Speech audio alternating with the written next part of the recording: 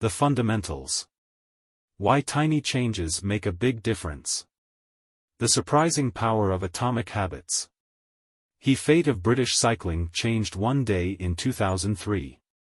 The organization, which was the governing body for professional cycling in Great Britain, had recently hired Dave Brailsford as its new performance director. At the time, professional cyclists in Great Britain had endured nearly 100 years of mediocrity. Since 1908, British riders had won just a single gold medal at the Olympic Games, and they had fared even worse in cycling's biggest race, the Tour de France. In 110 years, no British cyclist had ever won the event. In fact, the performance of British riders had been so underwhelming that one of the top bike manufacturers in Europe refused to sell bikes to the team because they were afraid that it would hurt sales if other professionals saw the Brits using their gear. Brailsford had been hired to put British cycling on a new trajectory. What made him different from previous coaches was his relentless commitment to a strategy that he referred to as the aggregation of marginal gains, which was the philosophy of searching for a tiny margin of improvement in everything you do. Brailsford said, the whole principle came from the idea that if you broke down everything you could think of that goes into riding a bike, and then improve it by 1%, you will get a significant increase when you put them all together. Brailsford and his coaches began by making small adjustments you might expect from a professional cycling team. They redesigned the bike seats to make them more comfortable and rubbed alcohol on the tires for a better grip. They asked riders to wear electrically heated overshorts to maintain ideal muscle temperature while riding, and used biofeedback sensors to monitor how each athlete responded to a particular workout. The team tested various fabrics in a wind tunnel and had their outdoor riders switch to indoor racing suits, which proved to be lighter and more aerodynamic. But they didn't stop there. Brailsford and his team continued to find 1% improvements in overlooked and unexpected areas. They tested different types of massage gels to see which one led to the fastest muscle recovery. They hired a surgeon to teach each rider the best way to wash their hands to reduce the chances of catching a cold. They determined the type of pillow and mattress that led to the best night's sleep for each rider. They even painted the inside of the team truck white, which helped them spot little bits of dust that would normally slip by unnoticed but could degrade the performance of the finely tuned bikes. As these and hundreds of other small improvements accumulated, the results came faster than anyone could have imagined. Just 5 years after Brailsford took over, the British cycling team dominated the road and track cycling events at the 2008 Olympic Games in Beijing, where they won an astounding 60% of the gold medals available. 4 years later, when the Olympic Games came to London, the Brits raised the bar as they set 9 Olympic records and 7 world records. That same year, Bradley Wiggins became the first British cyclist to win the Tour de France. The next year, his teammate Chris Froome won the race, and he would go on to win again in 2015, 2016, and 2017, giving the British team 5 Tour de France victories in 6 years. During the 10-year span from 2007 to 2017, British cyclists won 178 World Championships and 66 Olympic or Paralympic gold medals and captured 5 Tour de France victories in what is widely regarded as the most successful run in cycling history. How does this happen? How does a team of previously ordinary athletes transform into world champions with tiny changes that, at first glance, would seem to make a modest difference at best? Why do small improvements accumulate into such remarkable results, and how can you replicate this approach in your own life? Why small habits make a big difference. It is so easy to overestimate the importance of one defining moment, and underestimate the value of making small improvements on a daily basis. Too often, we convince ourselves that massive success requires massive action. Whether it is losing weight, building a business, writing a book, winning a championship, or achieving any other goal, we put pressure on ourselves to make some earth-shattering improvement that everyone will talk about. Meanwhile, improving by 1% isn't particularly notable.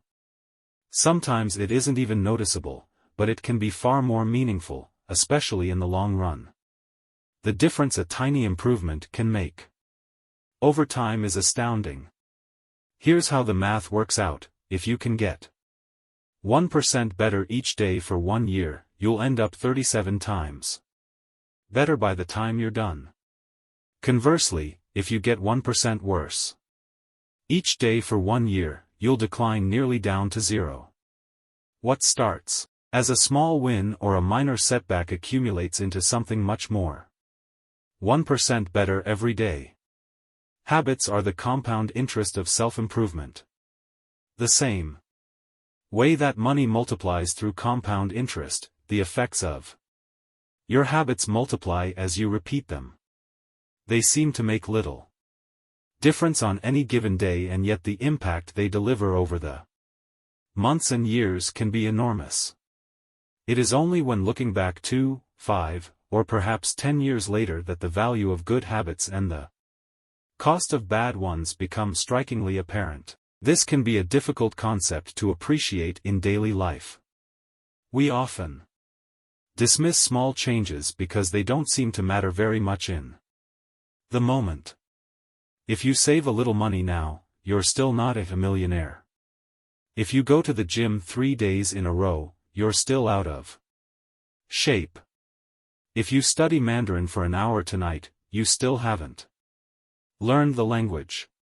We make a few changes, but the results never seem to come quickly, and so we slide back into our previous routines. Unfortunately, the slow pace of transformation also makes it easy to let a bad habit slide. If you eat an unhealthy meal today, the scale doesn't move much. If you work late tonight and ignore your family, they will forgive you. If you procrastinate and put your project off until tomorrow, there will usually be time to finish it later. A single decision is easy to dismiss. But when we repeat 1% errors, day after day, by replicating poor decisions, duplicating tiny mistakes, and rationalizing little excuses, our small choices compound into toxic results. It's the accumulation of many missteps, a 1% decline here and there, that eventually leads to a problem. The impact created by a change in your habits is similar to the effect of shifting the route of an airplane by just a few degrees. Imagine you are flying from Los Angeles to New York City. If a pilot leaving from LAX adjusts the heading just 3.5 degrees south, you will land in Washington, D.C., instead of New York. Such a small change is barely noticeable at takeoff. The nose of the airplane moves just a few feet. But when magnified across the entire United States, you end up hundreds of miles apart. Similarly, a slight change in your daily habits can guide your life to a very different destination. Making a choice that is 1% better or 1% worse seems insignificant in the moment, but over the span of moments that make up a lifetime, these choices determine the difference between who you are and who you could be. Success is the product of daily habits, not once-in-a-lifetime transformations. That said, it doesn't matter how successful or unsuccessful you are right now. What matters is whether your habits are putting you on the path toward success. You should be far more concerned with your current trajectory than with your current results. If you're a millionaire, but you spend more than you earn each month, then you're on a bad trajectory. If your spending habits don't change, it's not going to end well. Conversely, if you're broke, but you save a little bit every month, then you're on the path toward financial freedom, even if you're moving slower than you'd like. Your outcomes are a lagging measure of your habits. Your net worth is a lagging measure of your financial habits. Your weight is a lagging measure of your eating habits. Your knowledge is a lagging measure of your learning habits. Your clutter is a lagging measure of your cleaning habits. You get what you repeat. If you want to predict where you'll end up in life, all you have to do is follow the curve of tiny gains or tiny losses, and see how your daily choices will compound 10 or 20 years down the line. Are you spending less than you earn each month? Are you making it into the gym each week? Are you reading books and learning something new each day? Tiny battles like these are the ones that will define your future self. Time magnifies the margin between success and failure. It will multiply whatever you feed it. Good habits make time your ally, bad habits make time your enemy. Habits are a double-edged sword.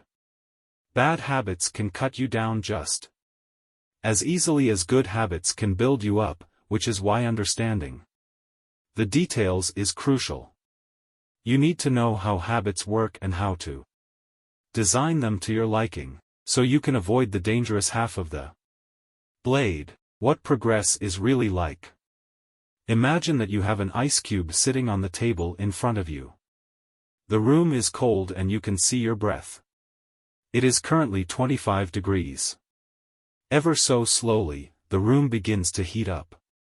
26 degrees. 27. 28. The ice cube is still sitting on the table in front of you. 29 degrees. 30. 31. Still, nothing has happened. Then, 32 degrees. The ice begins to melt. A 1 degree shift, seemingly no different from the temperature increases before it, has unlocked a huge change. Breakthrough moments are often the result of many previous actions, which build up the potential required to unleash a major change. This pattern shows up everywhere. Cancer spends 80% of its life undetectable, then takes over the body in months. Bamboo can barely be seen for the first 5 years as it builds extensive root systems underground before exploding 90 feet into the air within 6 weeks. Similarly, habits often appear to make no difference until you cross a critical threshold and unlock a new level of performance. In the early and middle stages of any quest, there is often a valley of disappointment. You expect to make progress in a linear fashion, and it's frustrating how ineffective changes can seem during the first days, weeks, and even months. It doesn't feel like you are going anywhere. It's a hallmark of any compounding process. The most powerful outcomes are delayed. This is one of the core reasons why it is so hard to build habits that last. People make a few small changes, fail to see a tangible result, and decide to stop. You think, I've been running every day for a month, so why can't I see any change in my body? Once this kind of thinking takes over, it's easy to let good habits fall by the wayside. But in order to make a meaningful difference, habits need to persist long enough to break through this plateau, what I call the plateau of latent potential. If you find yourself struggling to build a good habit or break a bad one, it is not because you have lost your ability to improve. It is often because you have not yet crossed the plateau of latent potential. Complaining about not achieving success despite working hard is like complaining about an ice cube not melting when you heated it from 25 to 31 degrees. Your work was not wasted, it is just being stored. All the action happens at 32 degrees. When you finally break through the plateau of latent potential, people will call it an overnight success. The outside world only sees the most dramatic event rather than all that preceded it. But you know that it's the work you did long ago, when it seemed that you weren't making any progress, that makes the jump today possible. It is the human equivalent of geological pressure. Two tectonic plates can grind against one another for millions of years, the tension slowly building all the while. Then, one day, they rub each other once again, in the same fashion they have for ages, but this time the tension is too great. An earthquake erupts. Change can take years, before it happens all at once. Mastery requires patience. The San Antonio Spurs, one of the most successful teams in NBA history, have a quote from social reformer Jacob Riis hanging in their locker room: "When nothing seems to help, I go and look at a stonecutter hammering away at his rock, perhaps 100 times without as much as a crack showing in it. Yet at the 101st blow it will split in two, and I know it was not that last blow that did it, but all that had gone before." The plateau of latent potential. All big things come from small beginnings. The seed of every habit is a single, tiny decision. But as that decision is repeated, a habit sprouts and grows stronger. Roots entrench themselves and branches grow. The task of breaking a bad habit is like uprooting a powerful oak within us. And the task of building a good habit is like cultivating a delicate flower one day at a time. But what determines whether we stick with a habit long enough to survive the plateau of latent potential and break through to the other side? What is it that causes some people to slide into unwanted habits and enables others to enjoy the compounding effects of good ones? Forget about goals, focus on systems instead. Prevailing wisdom claims that the best way to achieve what we want in life, getting into better shape, building a successful business, relaxing more and worrying less, spending more time with friends and family, is to set specific, actionable goals. For many years, this was how I approached my habits, too. Each one was a goal to be reached. I set goals for the grades I wanted to get in school, for the weights I wanted to lift in the gym, for the profits I wanted to earn in business. I succeeded at a few, but I failed at a lot of them. Eventually, I began to realize that my results had very little to do with the goals I set and nearly everything to do with the systems I followed. What's the difference between systems and goals? It's a distinction I first learned from Scott Adams, the cartoonist behind the Dilbert comic. Goals are about the results you want to achieve. Systems are about the processes that lead to those results. If you're a coach, your goal might be to win a championship. Your system is the way you recruit players, manage your assistant coaches, and conduct practice. If you're an entrepreneur, your goal might be to build $1 million business. Your system is how you test product ideas, hire employees, and run marketing campaigns. If you're a musician, your goal might be to play a new piece. Your system is how often you practice, how you break down and tackle difficult measures, and your method for receiving feedback from your instructor. Now for the interesting question: if you completely ignored your goals and focused only on your system, would you still succeed? 4. Example: if you were a basketball coach and you ignored your goal to win a championship and focused only on what your team does at practice each day, would you still get results? I think you would. The goal in any sport is to finish with the best score, but it would be ridiculous to spend the whole game staring at the scoreboard. The only way to actually win is to get better each day. In the words of three-time Super Bowl winner Bill Walsh, the score takes care of itself.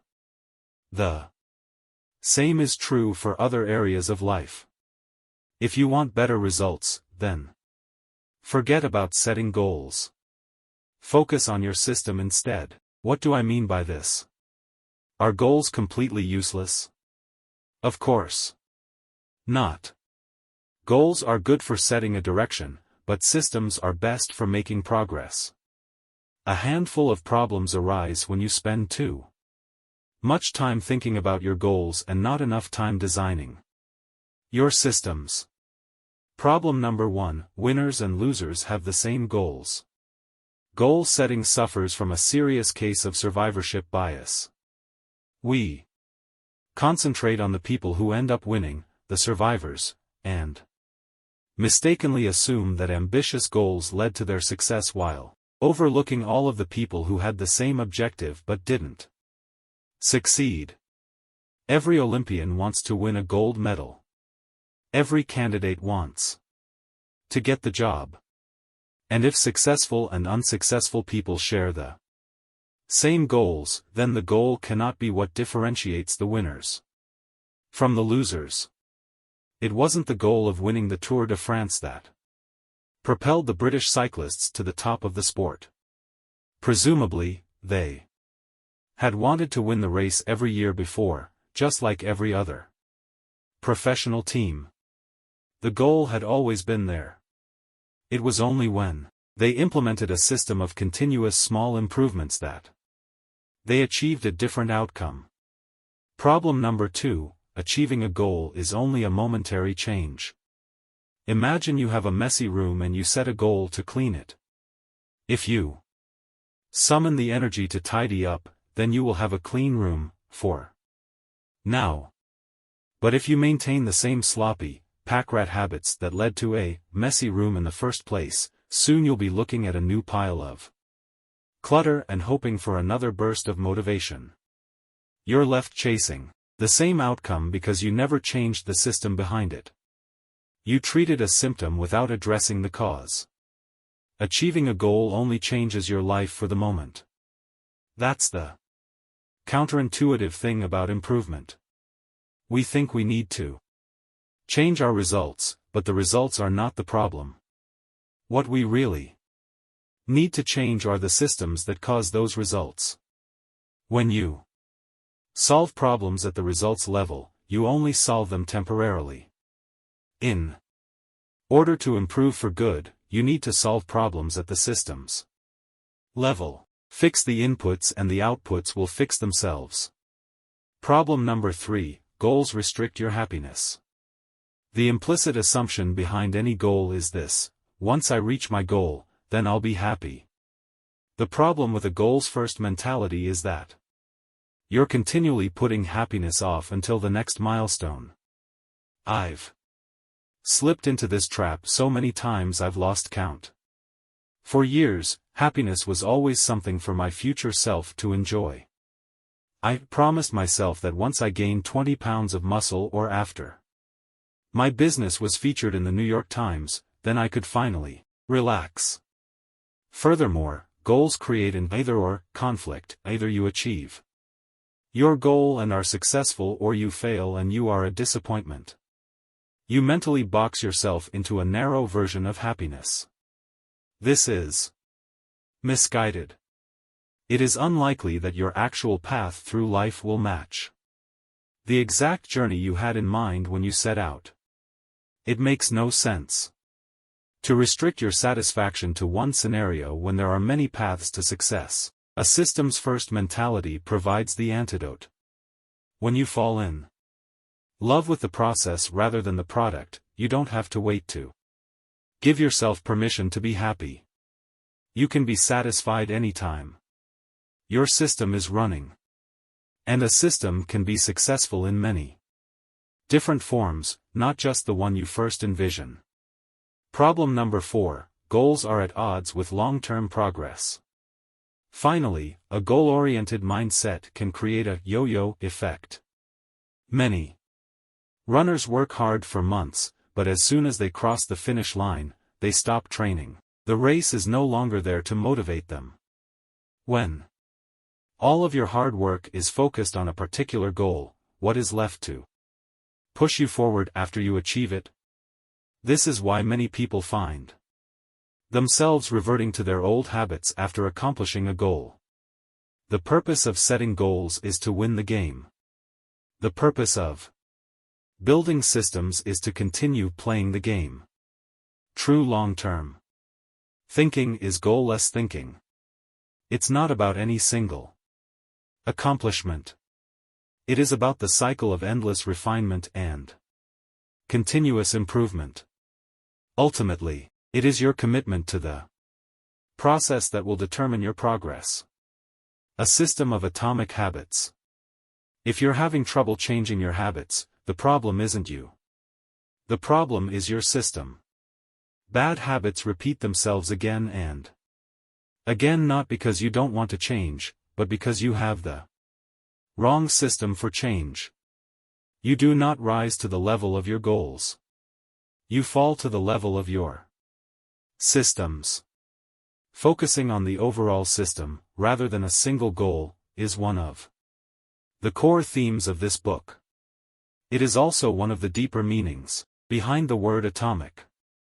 By now, you've probably realized that an atomic habit refers to a tiny change, a marginal gain, a 1% improvement.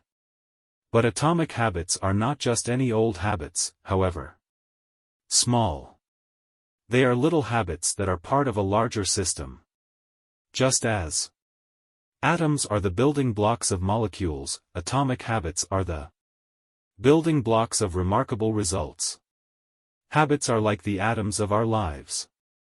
Each one is a fundamental unit that contributes to your overall improvement. At first, these tiny routines seem insignificant, but soon they build on each other and fuel bigger wins that multiply to a degree that far outweighs the cost of their initial investment. They are both small and mighty. This is the meaning of the phrase atomic habits, a regular practice or routine that is not only small and easy to do, but also the source of incredible power, a component of the system of compound growth. Chapter Summary. Habits are the compound interest of self-improvement. Getting 1% better every day counts for a lot in the long run. Habits are a double-edged sword. They can work for you or against you, which is why understanding the details is essential. Small changes often appear to make no difference until you cross a critical threshold. The most powerful outcomes of any compounding process are delayed. You need to be patient. An atomic habit is a little habit that is part of a larger system. Just as atoms are the building blocks of molecules, atomic habits are the building blocks of remarkable results. If you want better results, then forget about setting goals. Focus on your system instead. You do not rise to the level of your goals. You fall to the level of your systems. How your habits shape your identity. W2. How your habits shape your identity, and vice versa. Why is it so easy to repeat bad habits and so hard to form good ones? Few things can have a more powerful impact on your life than improving your daily habits. And yet it is likely that this time next year you'll be doing the same thing rather than something better. It often feels difficult to keep good habits going for more than a few days, even with sincere effort and the occasional burst of motivation. Habits like exercise, meditation, journaling, and cooking are reasonable for a day or two and then become a hassle. However, once your habits are established, they seem to stick around forever, especially the unwanted ones. Despite our best intentions, unhealthy habits like eating junk food, watching too much television, procrastinating, and smoking can feel impossible to break. Changing our habits is challenging for two reasons: 1, we try to change the wrong thing, and 2, we try to change our habits in the wrong way. In this chapter, I'll address the first point. In the chapters that follow, I'll answer the second. Our first mistake is that we try to change the wrong thing. 2. Understand what I mean. Consider that there are 3 levels at which change can occur. You can imagine them like the layers of an onion. The first layer is changing your outcomes. This level is concerned with changing your results, losing weight, publishing a book, winning a championship. Most of the goals you set are associated with this level of change. The second layer is changing your process. This level is concerned with changing your habits and systems, implementing a new routine at the gym, decluttering your desk for better workflow, developing a meditation practice. Most of the habits you build are associated with this level. The third and deepest layer is changing your identity. This level is concerned with changing your beliefs, your worldview, your self-image, your judgments about yourself and others. Most of the beliefs, assumptions, and biases you hold are associated with this level. Outcomes are about what you get. Processes are about what you do. Identity is about what you believe. When it comes to building habits. That last, when it comes to building a system of 1% improvements, the problem is not that one level is better or worse than another. All levels of change are useful in their own way. The problem is the direction of change. Many people begin the process of changing their habits by focusing on what they want to achieve. This leads us to outcome-based habits. The alternative is to build identity-based habits. With this approach, we start by focusing on who we wish to become. Imagine 2 people resisting a cigarette. When offered a smoke, the first person says, "No thanks. I'm trying to quit." It sounds like a reasonable response, but this person still believes they are a smoker who is trying to be something else. They are hoping their behavior will change while carrying around the same beliefs. The second person declines by saying, "No thanks. I'm not a smoker." It's a small difference, but this statement signals a shift in identity. Smoking was part of their former life, not their current one. They no longer identify as someone who smokes. Most people don't even consider identity change when they set out to improve. They just think, "I want to be skinny," outcome, and if I stick to this diet, then I'll be skinny, process. They set goals and determine the actions they should take to achieve those goals without considering the beliefs that drive their actions. They never shift the way they look at themselves, and they don't realize that their old identity can sabotage their new plans for change. Behind every system of actions are a system of beliefs. The system of a democracy is founded on beliefs like freedom, majority rule, and social equality. The system of a dictatorship has a very different set of beliefs like absolute authority and strict obedience. You can imagine many ways to try to get more people to vote in a democracy, but such behavior change would never get off the ground in a dictatorship. That's not the identity of the system. Voting is a behavior that is impossible under a certain set of beliefs. A similar pattern exists whether we are discussing individuals, organizations, or societies. There are a set of beliefs and assumptions that shape the system, an identity behind the habits. Behavior that is incongruent with the self will not last. You may want more money, but if your identity is someone who consumes rather than creates, then you'll continue to be pulled toward spending rather than earning. You may want better health, but if you continue to prioritize comfort over accomplishment, you'll be drawn to relaxing rather than training. It's hard to change your habits if you never change the underlying beliefs that led to your past behavior. You have A new goal and a new plan, but you haven't changed who you are. The story of Brian Clark, an entrepreneur from Boulder, Colorado, provides a good example. For as long as I can remember, I've chewed my fingernails, Clark told me. It started as a nervous habit when I was young, and then morphed into an undesirable grooming ritual. One day, I resolved to stop chewing my nails until they grew out a bit. Through mindful willpower alone, I managed to do it. Then, Clark did something surprising. I asked my wife to schedule my first ever manicure, he said. My thought was that if I started paying to maintain my nails, I wouldn't chew them. And it worked, but not for the monetary reason. What happened was the manicure made my fingers look really nice for the first time. The manicurist even said that, other than the chewing, I had really healthy, attractive nails. Suddenly, I was proud of my fingernails. And even though that's something I had never aspired to, it made all the difference. I've never chewed my nails since, not even a single close call. And it's because I now take pride in properly caring for them. The ultimate form of intrinsic motivation is when a habit becomes part of your identity. It's one thing to say I'm the type of person who wants this.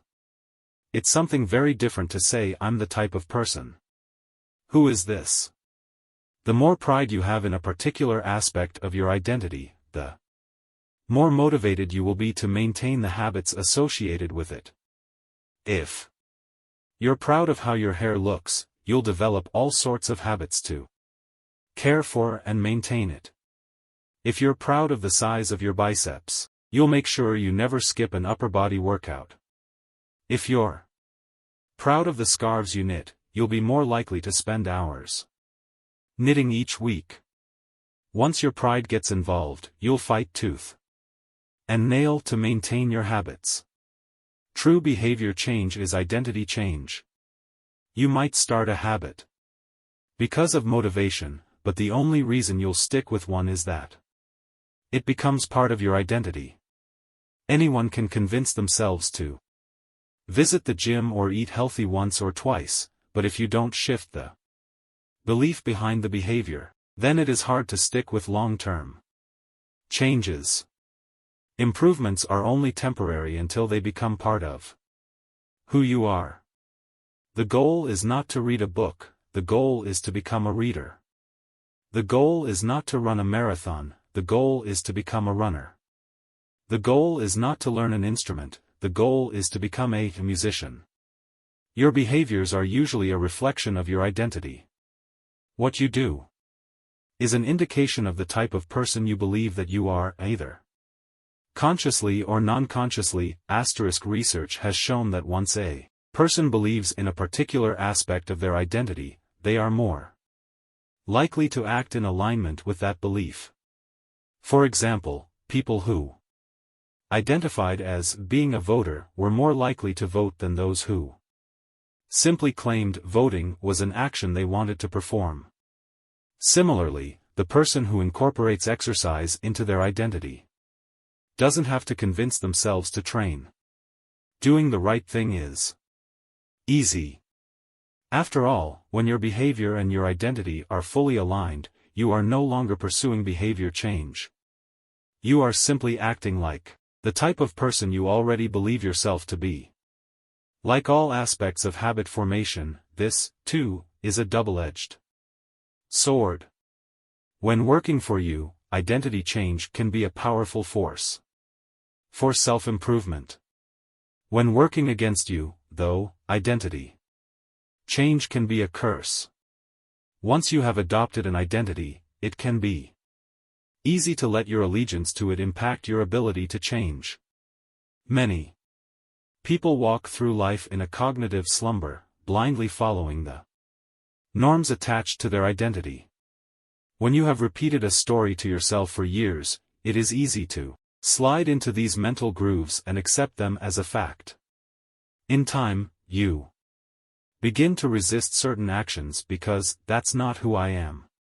There is Internal pressure to maintain your self-image and behave in a way that is consistent with your beliefs. You find whatever way you can to avoid contradicting yourself. The more deeply a thought or action is tied to your identity, the more difficult it is to change it. It can feel comfortable to believe what your culture believes, group identity, or to do what upholds your self-image, personal identity, even if it's wrong. The biggest barrier to positive change at any level, individual, team, society, is identity conflict. Good habits can make rational sense, but if they conflict with your identity, you will fail to put them into action. On any given day, you may struggle with your habits because you're too busy or too tired or too overwhelmed or hundreds of other reasons. Over the long run, however, the real reason you fail to stick with habits is that your self-image gets in the way. This is why you can't get too attached to one version of your identity. Progress requires unlearning. Becoming the best version of yourself requires you to continuously edit your beliefs, and to upgrade and expand your identity. This brings us to an important question: if your beliefs and worldview play such an important role in your behavior, where do they come from in the first place? How, exactly, is your identity formed? And how can you emphasize new aspects of your identity that serve you and gradually erase the pieces that hinder you? The two-step process to changing your identity. Your identity emerges out of your habits. You are not born with preset beliefs. Every belief, including those about yourself, is learned and conditioned through experience. More precisely, your habits are how you embody your identity. When you make your bed each day, you embody the identity of an organized person. When you write each day, you embody the identity of a creative person. When you train each day, you embody the identity of an athletic person. The more you repeat a behavior, the more you reinforce the identity associated with that behavior. In fact, the word identity was originally derived from the Latin words essentitas, which means being, and identitum, which means repeatedly. Your identity is literally your repeated beingness. Whatever your identity is right now, you only believe it because you have proof of it. If you go to church every Sunday for 20 years, you have evidence that you are religious. If you study biology for 1 hour every night, you have evidence that you are studious. If you go to the gym even when it's snowing, you have evidence that you are committed to fitness. The more evidence you have for a belief, the more strongly you will believe it. For most of my early life, I didn't consider myself a writer. If you were to ask any of my high school teachers or college professors, they would tell you I was an average writer at best, certainly not a standout. When I began my writing career, I published a new article every Monday and Thursday for the first few years. As the evidence grew, so did my identity as a writer. I didn't start out as a writer. I became one. Through my habits, of course. Your habits are not the only actions that influence your identity, but by virtue of their frequency they are usually the most important ones. Each experience in life modifies your self-image, but it's unlikely you would consider yourself a soccer player because you kicked a ball once or an artist because you scribbled a picture.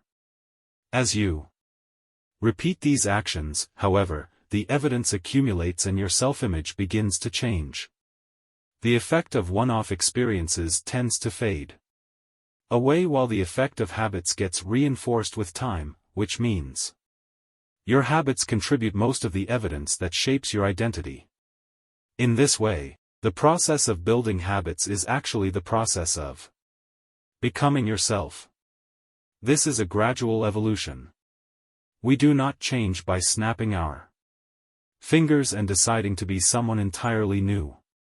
We change bit by bit, day by day, habit by habit. We are continually undergoing microevolutions of the self. Each habit is like a suggestion, hey, maybe this is who I am. If you finish a book, then perhaps you are the type of person who likes reading. If you go to the gym, then perhaps you are the type of person who likes exercise. If you practice playing the guitar, perhaps you are the type of person who likes music. Every action you take is a vote for the type of person you wish to become. No single instance will transform your beliefs, but as the votes build up, so does the evidence of your new identity. This is one reason why meaningful change does not require radical change. Small habits can make a meaningful difference by providing evidence of a new identity. And if a change is meaningful, it actually is big. That's the paradox of making small improvements. Putting this all together, you can see that habits are the path to changing your identity. The most practical way to change who you are is to change what you do. Each habit not only gets results but also teaches you something far more important, to trust yourself. You start to believe you can actually accomplish these things.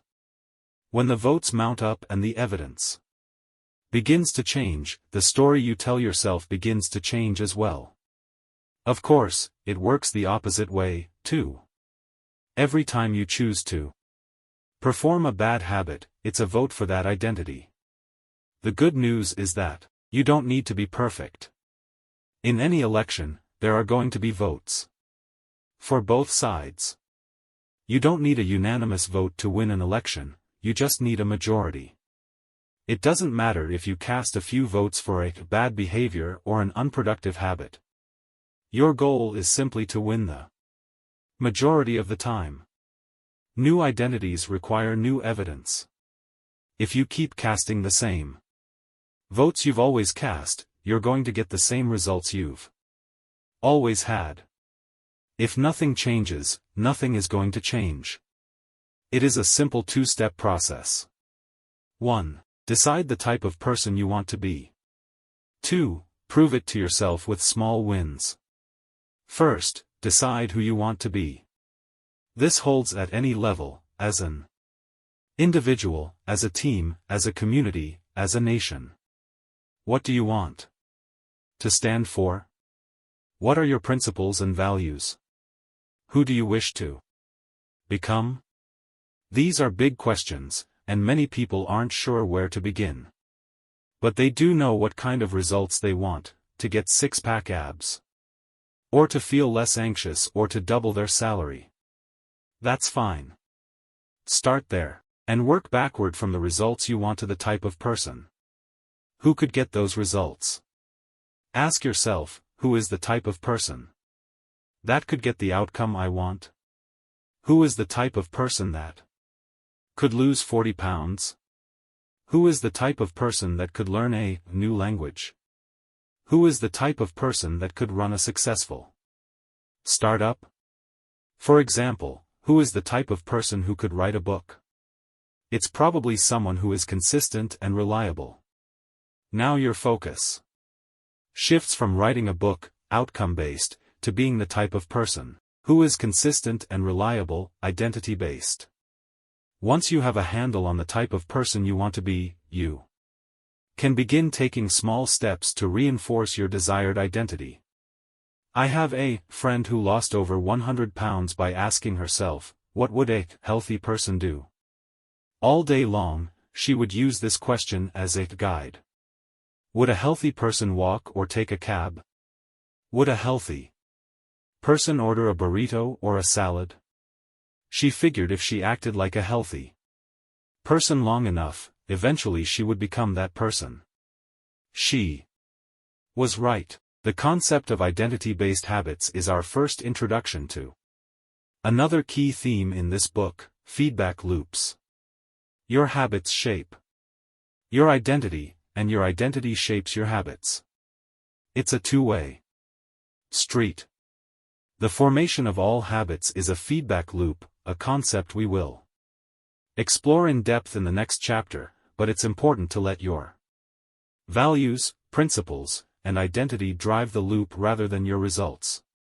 The focus should always be on becoming that type of person, not getting a particular outcome. The real reason habits matter. Identity change is the North Star of habit change. The remainder of this book will provide you with step-by-step instructions on how to build better habits in yourself, your family, your team, your company, and anywhere else you wish. But the true question is, are you becoming the type of person you want to become? The first step is not what or how, but who. You need to know who you want to be. Otherwise, your quest for change is like a boat without a rudder. And that's why we are starting here. You have the power to change your beliefs about yourself. Your identity is not set in stone. You have a choice in every moment. You can choose the identity you want to reinforce today with the habits you choose today. And this brings us to the deeper purpose of this book. And the real reason habits matter. Building better habits isn't about littering your day with life hacks. It's not about flossing one tooth each night or taking a cold shower each morning or wearing the same outfit each day. It's not about achieving external measures of success like earning more money, losing weight, or reducing stress. Habits can help you achieve all of these things, but fundamentally they are not about having something. They are about becoming someone. Ultimately, your habits matter because they help you become the type of person you wish to be. They are the channel through which you develop your deepest beliefs about yourself. Quite literally, you become your habits. How to build better habits in 4 simple steps. Psychologist named Edward Thorndike conducted an experiment that would lay the foundation for our understanding of how habits form and the rules that guide our behavior. Thorndike was interested in studying the behavior of animals, and he started by working with cats. He would place each cat inside a device known as a puzzle box. The box was designed so that the cat could escape through a door by some simple act, such as pulling at a loop of cord, pressing a lever, or stepping on a platform. For example, one box contained a lever that, when pressed, would open a door on the side of the box. Once the door had been opened, the cat could dart out and run over to a bowl of food. Most cats wanted to escape as soon as they were placed inside the box. They would poke their nose into the corners, stick their paws through openings, and claw at loose objects. After a few minutes of exploration, the cats would happen to press the magical lever, the door would open, and they would escape. Thorndike tracked the behavior of each cat across many trials. In the beginning, the animals moved around the box at random. But as soon as the lever had been pressed and the door opened, the process of learning began. Gradually, each cat learned to associate the action of pressing the lever with the reward of escaping the box and getting to the food. After 20 to 30 trials, this behavior became so automatic and habitual that the cat could escape within a few seconds. For example, Thorndike noted, Cat 12 took the following times to perform the act: 160 seconds, 30 seconds, 90 seconds, 60, 15, 28, 20, 30, 22, 11, 15, 20, 12, 10, 14, 10, 8, 8, 5, 10, 8, 6, 6, 7. During the first 3 trials, the cat escaped in an average of 1.5 minutes. During the last 3 trials, it escaped in an average of 6.3 seconds. With practice, each cat made fewer errors and their actions became quicker and more automatic. Rather than repeat the same mistakes, the cat began to cut straight to the solution. From his studies, Thorndike described the learning process by stating, behaviors followed by satisfying consequences tend to be repeated, and those that produce unpleasant consequences are less likely to be repeated. His work provides the perfect starting point for discussing how habits form in our own lives. It also provides answers to some fundamental questions like, what are habits?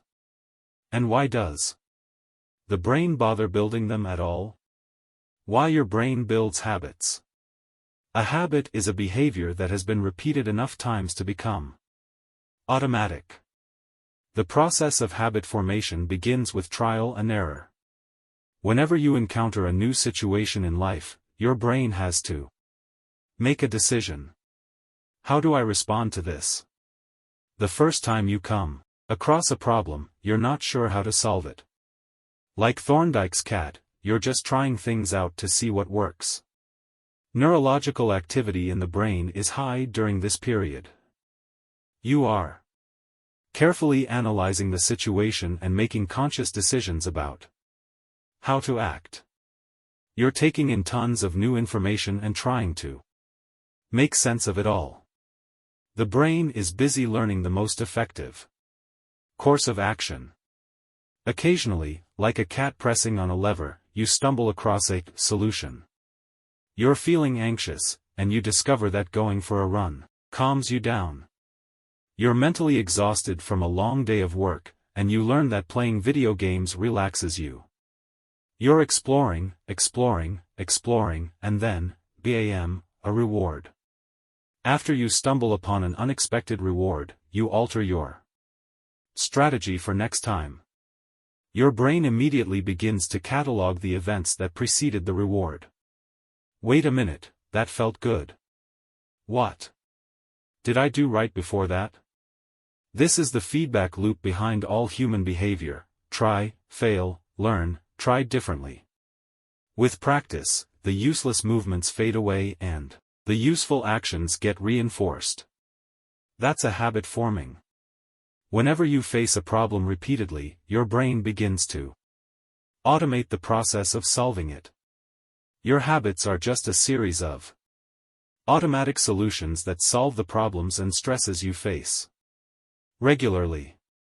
As behavioral scientist Jason Rea writes, habits are, simply, reliable solutions to recurring problems in our environment. As habits are created, the level of activity in the brain decreases. You learn to lock in on the cues that predict success and tune out everything else. When a similar situation arises in the future, you know exactly what to look for. There is no longer a need to analyze every angle of a situation. Your brain skips the process of trial and error and creates a mental rule: if this, then that. These cognitive scripts can be followed automatically whenever the situation is appropriate. Now, whenever you feel stressed, you get the itch to run. As soon as you walk in the door from work, you grab the video game controller. A choice that once required effort is now automatic. A habit has been created. Habits are mental shortcuts learned from experience. In a sense, a habit is just a memory of the steps you previously followed to solve a problem in the past. Whenever the conditions are right, you can draw on this memory and automatically apply the same solution. The primary reason the brain remembers the past is to better predict what will work in the future. Habit formation is incredibly useful because the conscious mind is the bottleneck of the brain. It can only pay attention to one problem at a time. As a result, your brain is always working to preserve your conscious attention for whatever task is most essential. Whenever possible, the conscious mind likes to pawn off tasks to the non-conscious mind to do automatically. This is precisely what happens when a habit is formed. Habits reduce cognitive load and free up mental capacity, so you can allocate your attention to other tasks. Despite their efficiency, some people still wonder about the benefits of habits. The argument goes like this: will habits make my life dull? I don't want to pigeonhole myself into a lifestyle I don't enjoy. Doesn't so much routine take away the vibrancy and spontaneity of life? Hardly. Such questions set up a false dichotomy. They make you think that you have to choose between building habits and attaining freedom. In reality, the two complement each other. Habits do not restrict freedom. They create it. In fact, the people who don't have their habits handled are often the ones with the least amount of freedom. Without good financial habits, you will always be struggling for the next dollar. Without good health habits, you will always seem to be short on energy. Without good learning habits, you will always feel like you're behind the curve. If you're always being forced to make decisions about simple tasks, when should I work out, where do I go to write, when do I pay the bills, then you have less time for freedom. It's only by making the fundamentals of life easier that you can create the mental space needed for free thinking and creativity. Conversely, when you have your habits dialed in and the basics of life are handled and done, your mind is free to focus on new challenges and master the next set of problems. Building habits in the present allows you to do more of what you want in the future. The science of how habits work. The process of building a habit can be divided into 4 simple steps. Cue, craving, response, and reward. Breaking it down into these fundamental parts can help us understand what a habit is, how it works, and how to improve it. This 4-step pattern is the backbone of every habit, and your brain runs through these steps in the same order each time. First, there is the cue. The cue triggers your brain to initiate a behavior. It is a bit of information that predicts a reward. Our prehistoric ancestors were paying attention to cues that signaled the location of primary rewards like food, water, and sex. Today, we spend most of our time learning cues that predict secondary rewards like money and fame, power and status, praise and approval, love and friendship, or a sense of personal satisfaction. Of course, these pursuits also indirectly improve our odds of survival and reproduction, which is the deeper motive behind everything we do. Your mind is continuously analyzing your internal and external environment for hints of where rewards are located.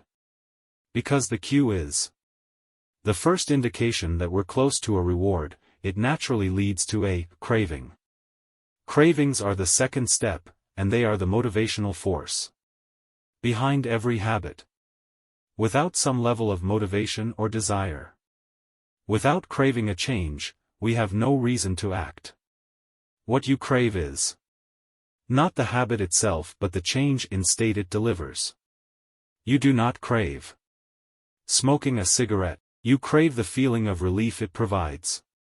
You are not motivated by brushing your teeth but rather by the feeling of a clean mouth. You do not want to turn on the television, you want to be entertained. Every craving is linked to a desire to change your internal state.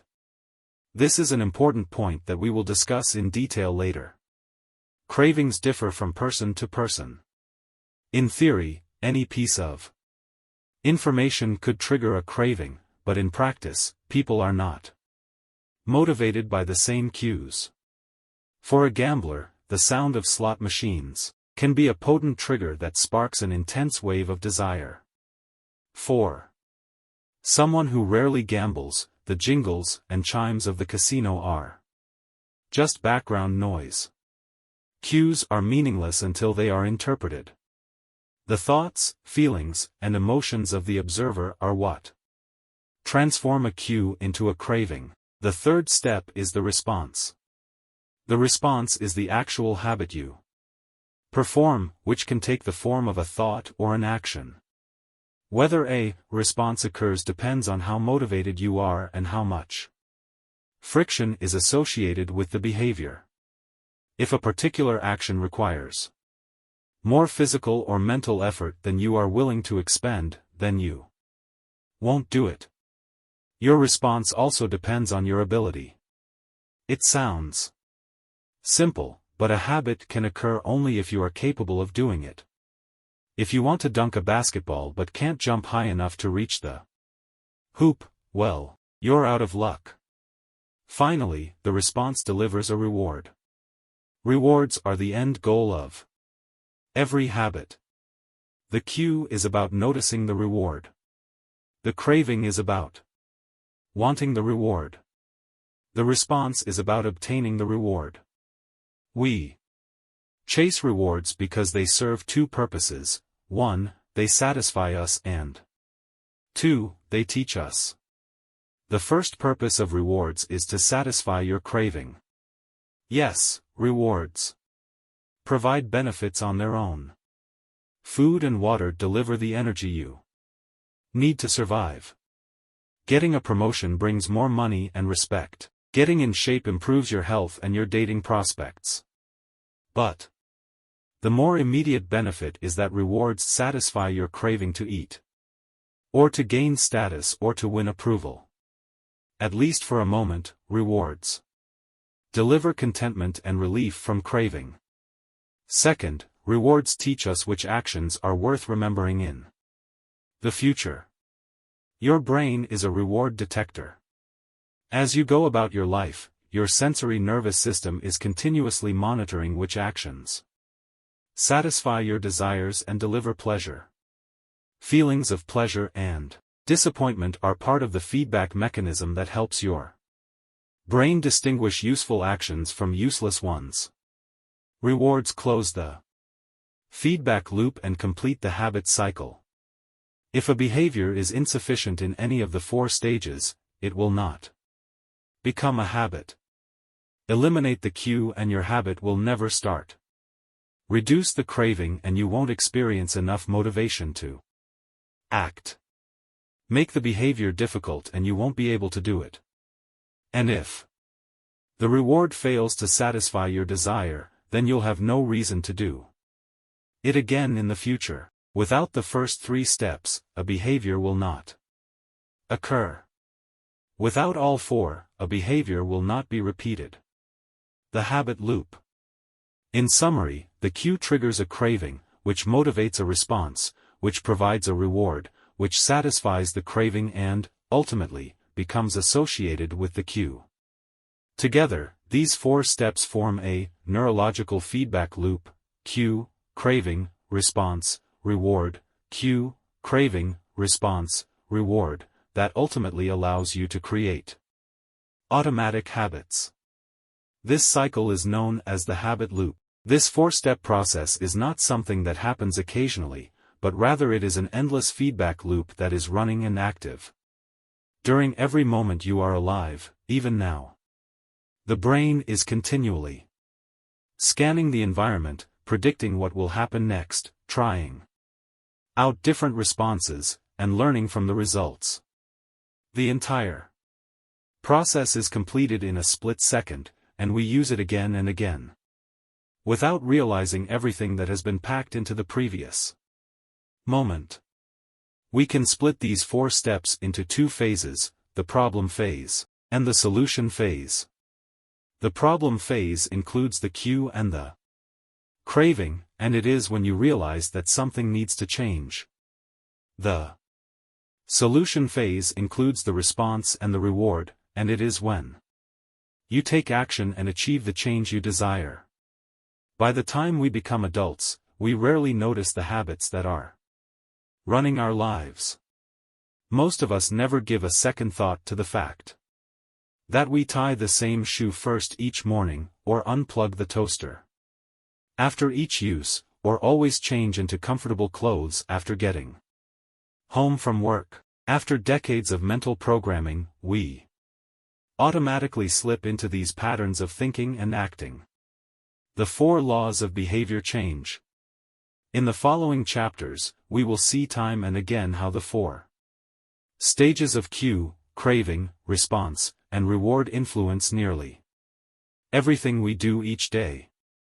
But before we do that, we need to transform these 4 steps into a practical framework that we can use to design good habits and eliminate bad ones. I refer to this framework as the 4 laws of behavior change, and it provides a simple set of rules for creating good habits and breaking bad ones. You can think of each law as a lever that influences human behavior. When the levers are in the right positions, creating good habits is effortless. When they are in the wrong positions, it is nearly impossible. If you have ever wondered, why don't I do what I say I'm going to do? Why don't I lose the weight or stop smoking or save for retirement? Or start that side business? Why do I say something is important but never seem to make time for it? The answers to those questions can be found somewhere in these 4 laws. The key to creating good habits and breaking bad ones is to understand these fundamental laws and how to alter them to your specifications. Every goal is doomed to fail if it goes against the grain of human nature. Your habits are shaped by the systems in your life. In the chapters that follow, we will discuss these laws one by one and show how you can use them to create a system in which good habits emerge naturally and bad habits wither away. The man who didn't look right. The psychologist Gary Klein once told me a story about a woman who attended a family gathering. She had spent years working as a paramedic and, upon arriving at the event, took one look at her father-in-law and got very concerned. "I don't like the way you look," she said. Her father-in-law, who was feeling perfectly fine, jokingly replied, "Well, I don't like your looks, either." "No," she insisted. "You need to go to the hospital now." A few hours later, the man was undergoing life-saving surgery after an examination had revealed that he had a blockage to a major artery and was at immediate risk of a heart attack. Without his daughter-in-law's intuition, he could have died. What did the paramedic see? How did she predict his impending heart attack? When major arteries are obstructed, the body focuses on sending blood to critical organs and away from peripheral locations near the surface of the skin. The result is a change in the pattern of distribution of blood in the face. After many years of working with people with heart failure, the woman had unknowingly developed the ability to recognize this pattern on sight. She couldn't explain what it was that she noticed in her father-in-law's face, but she knew something was wrong. Similar stories exist in other fields.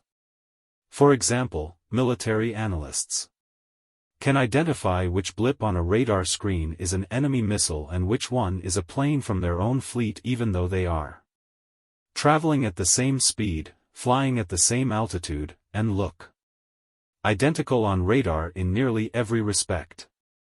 During the Gulf War, Lieutenant Commander Michael Riley saved an entire battleship when he ordered a missile shot down, despite the fact that it looked exactly like the battleship's own planes on radar.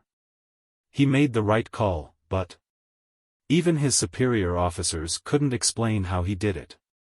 Museum curators have been known to discern the difference between an authentic piece of art and an expertly produced counterfeit, even though they can't tell you precisely which details tipped them off. Experienced radiologists can look at a brain scan and predict the area where a stroke will develop before any obvious signs are visible to the untrained eye. I've even heard of hairdressers noticing whether a client is pregnant based only on the feel of her hair. The human brain is a prediction machine.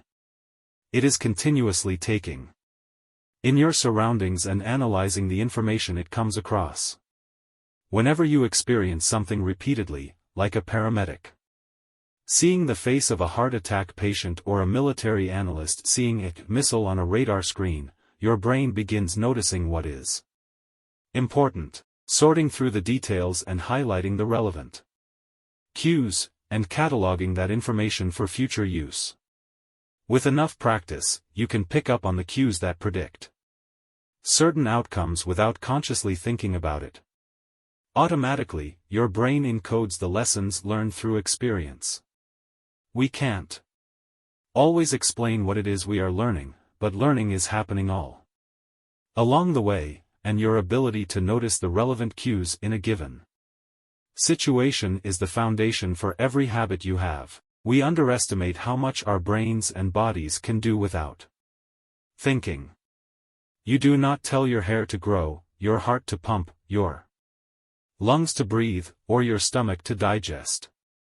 And yet your body handles all this and more on autopilot. You are much more than your conscious self. Consider hunger. How do you know when you're hungry? You don't necessarily have to see a cookie on the counter to realize that it is time to eat. Appetite and hunger are governed non-consciously. Your body has a variety of feedback loops that gradually alert you when it is time to eat again and that track what is going on around you and within you. Cravings can arise thanks to hormones and chemicals circulating through your body. Suddenly, you're hungry even though you're not quite sure what tipped you off. This is one of the most surprising insights about our habits. You don't need to be aware of the cue for a habit to begin. You can notice an opportunity and take action without dedicating conscious attention to it.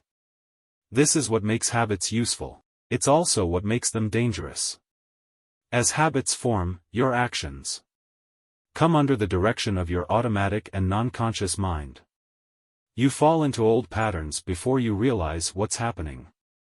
Unless someone points it out, you may not notice that you cover your mouth with your hand whenever you laugh, that you apologize before asking a question, or that you have a habit of finishing other people's sentences. And the more you repeat these patterns, the less likely you become to question what you're doing and why you're doing it. I once heard of a retail clerk who was instructed to cut up empty gift cards after customers had used up the balance on the card. One day, the clerk cashed out a few customers in a row who purchased with gift cards. When the next person walked up, the clerk swiped the customer's actual credit card, picked up the scissors, and then cut it in half, entirely on autopilot, before looking up at the stunned customer and realizing what had just happened. Another woman I came across in my research was a former preschool teacher who had switched to a corporate job. Even though she was now working with adults, her old habits would kick in and she kept asking coworkers if they had washed their hands after going to the bathroom.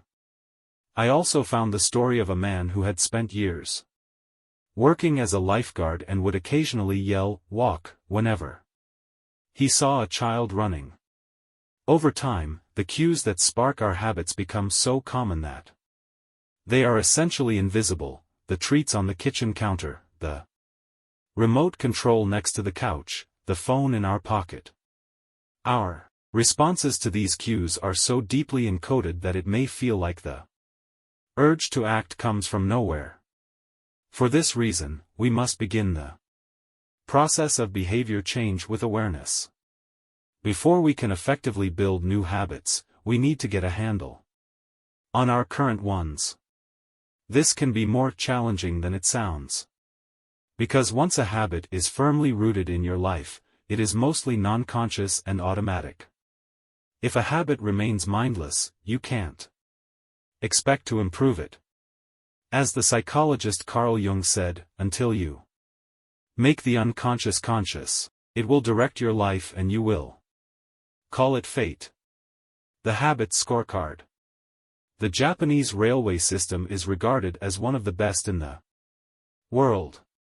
If you ever find yourself riding a train in Tokyo, you'll notice that the conductors have a peculiar habit. As each operator runs the train, they proceed through a ritual of pointing at different objects and calling out commands. When the train approaches a signal, the operator will point at it and say, "Signal is green." As the train pulls into and out of each station, the operator will point at the speedometer and call out the exact speed. When it's time to leave, the operator will point at the timetable and state the time. Out. On the platform, other employees are performing similar actions. Before each train departs, staff members will point along the edge of the platform and declare, "All clear."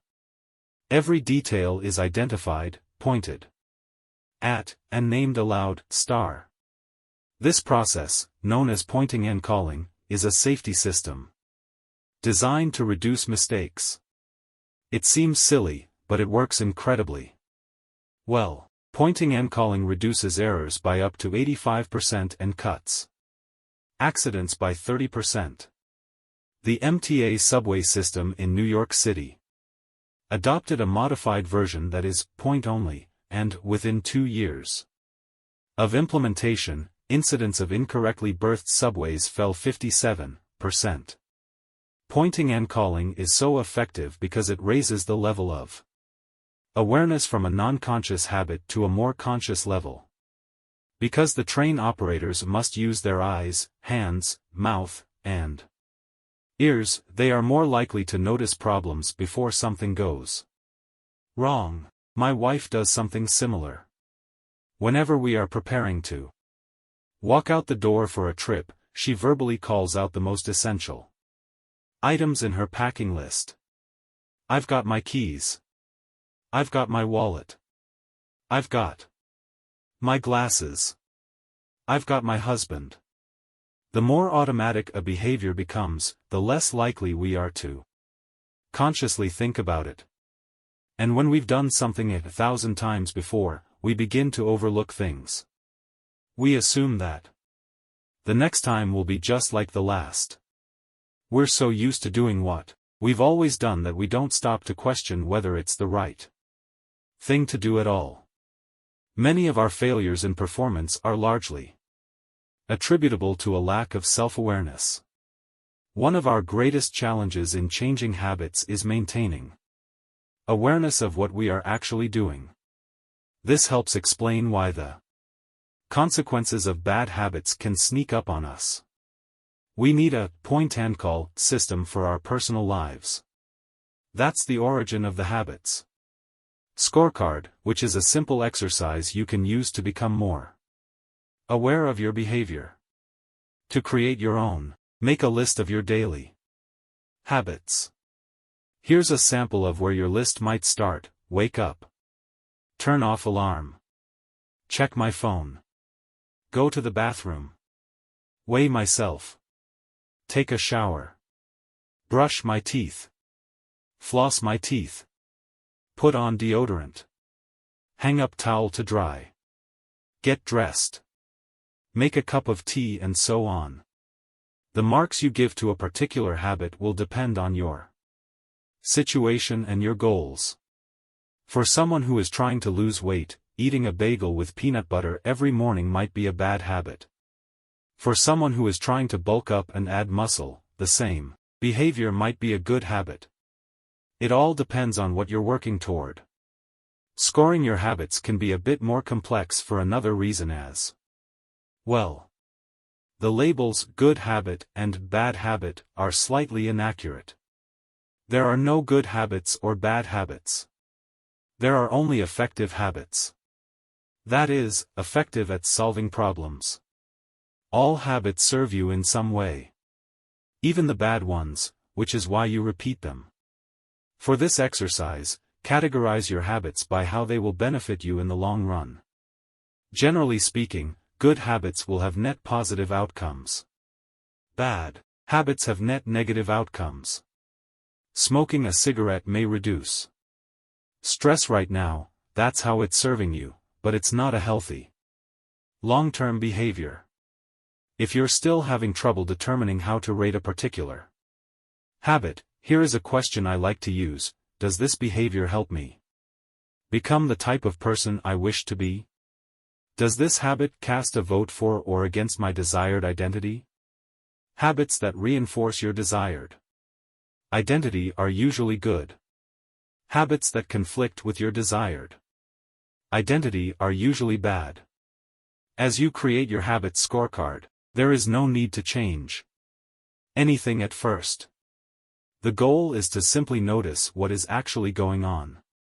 Observe your thoughts and actions without judgment or internal criticism. Don't blame yourself for your faults. Don't praise yourself for your successes. If you eat a chocolate bar every morning, acknowledge it, almost as if you were watching someone else. Oh, how interesting that they would do such a thing. If you binge eat, simply notice that you are eating more calories than you should. If you waste time online, notice that you are spending your life in a way that you do not want to. The first step to changing bad habits is to be on the lookout for them. If you feel like you need extra help, then you can try pointing and calling in your own life. Say out loud the action that you are thinking of taking and what the outcome will be. If you want to cut back on your junk food habit but notice yourself grabbing another cookie, say out loud, I'm about to eat this cookie, but I don't need it. Eating it will cause me to gain weight and hurt my health. Hearing your bad habits spoken aloud makes the consequences seem more real. It adds weight to the action rather than letting yourself mindlessly slip into an old routine. This approach is useful even if you're simply trying to remember a task on your to-do list. Just saying out loud, tomorrow, I need to go to the post office after lunch, increases the odds that you'll actually do it. You're getting yourself to acknowledge the need for action, and that can make all the difference. The process of behavior change always starts with awareness. Strategies like pointing and calling and the habit scorecard are focused on getting you to recognize your habits and acknowledge the cues that trigger them, which makes it possible to respond in a way that benefits you. The best way to start a new habit. Great Britain began working with 248 people to build better exercise habits over the course of 2 weeks. The subjects were divided into 3 groups. The first group was the control group. They were simply asked to track how often they exercised. The second group was the motivation group. They were asked not only to track their workouts but also to read some material on the benefits of exercise. The researchers also explained to the group how exercise could reduce the risk of coronary heart disease and improve heart health. Finally, there was the third group. These subjects received the same presentation as the second group, which ensured that they had equal levels of motivation. However, they were also asked to formulate a plan for when and where they would exercise over the following week. Specifically, each member of the third group completed the following sentence: during the next week, I will partake in at least 20 minutes of vigorous exercise on day, at time, in place. In the first and second groups, 35 to 38% of people exercised at least once per week. Interestingly, the motivational presentation given to the second group seemed to have no meaningful impact on behavior. But 91% of the third group exercised at least once per week, more than double the normal rate. The sentence they filled out is what researchers refer to as an implementation intention, which is a plan you make beforehand about when and where to act. That is, how you intend to implement a particular habit. The cues that can trigger a habit come in a wide range of forms: the feel of your phone buzzing in your pocket, the smell of chocolate chip cookies, the sound of ambulance sirens, but the two most common Cues are time and location. Implementation intentions leverage both of these cues. Broadly speaking, the format for creating an implementation intention is: when situation X arises, I will perform response Y.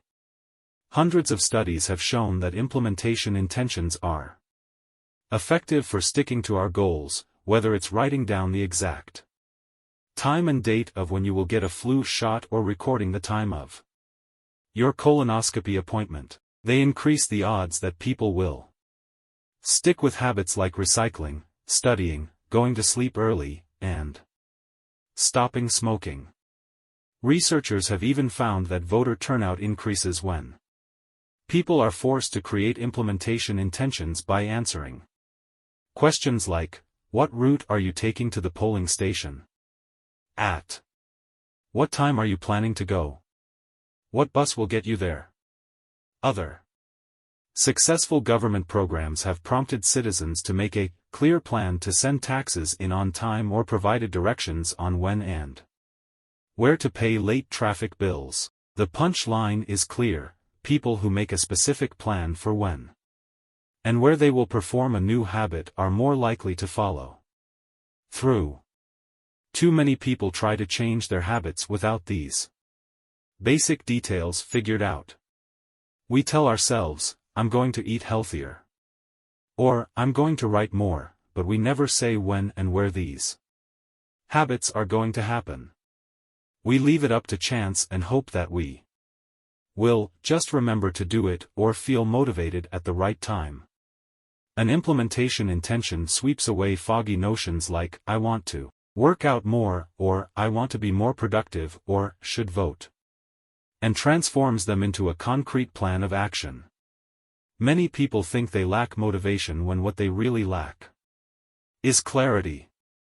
It is not always obvious when and where to take action. Some people spend their entire lives waiting for the time to be right to make an improvement. Once an implementation intention has been set, you don't have to wait for inspiration to strike. Do I write a chapter today or not? Do I meditate this morning or at lunch? When the moment of action occurs, there is no need to make a decision. Simply follow your predetermined plan. The simple way to apply this strategy to your habits is to fill out this sentence: meditation. I will meditate for 1 minute at 7 a.m. in my kitchen. Studying. I will study Spanish for 20 minutes at 6 p.m. in my bedroom. Exercise. I will exercise for 1 hour at 5 p.m. in my local gym. Marriage. I will make my partner a cup of tea at 8 a.m. in the kitchen. If you aren't sure when to start your habit, try the first day of the week, month, or year. People are more likely to take action at those times because hope is usually higher. If we have hope, we have a reason to take action. A fresh start feels motivating. There is another benefit to implementation intentions. Being specific about what you want and how you will achieve it helps you say no to things that derail progress, distract your attention, and pull you off course. We often say yes to little requests because we are not clear enough about what we need to be doing instead. When your dreams are vague, it's easy to rationalize little exceptions all day long and never get around to the specific things you need to do to succeed. Give your habits a time and a space to live in the world. The goal is to make the time and location so obvious that, with enough repetition, you get an urge to do the right thing at the right time, even if you can't say why. As the writer Jason Zweig noted, obviously you're never going to just work out without conscious thought. But like a dog salivating at a bell, maybe you start to get antsy around the time of day you normally work out.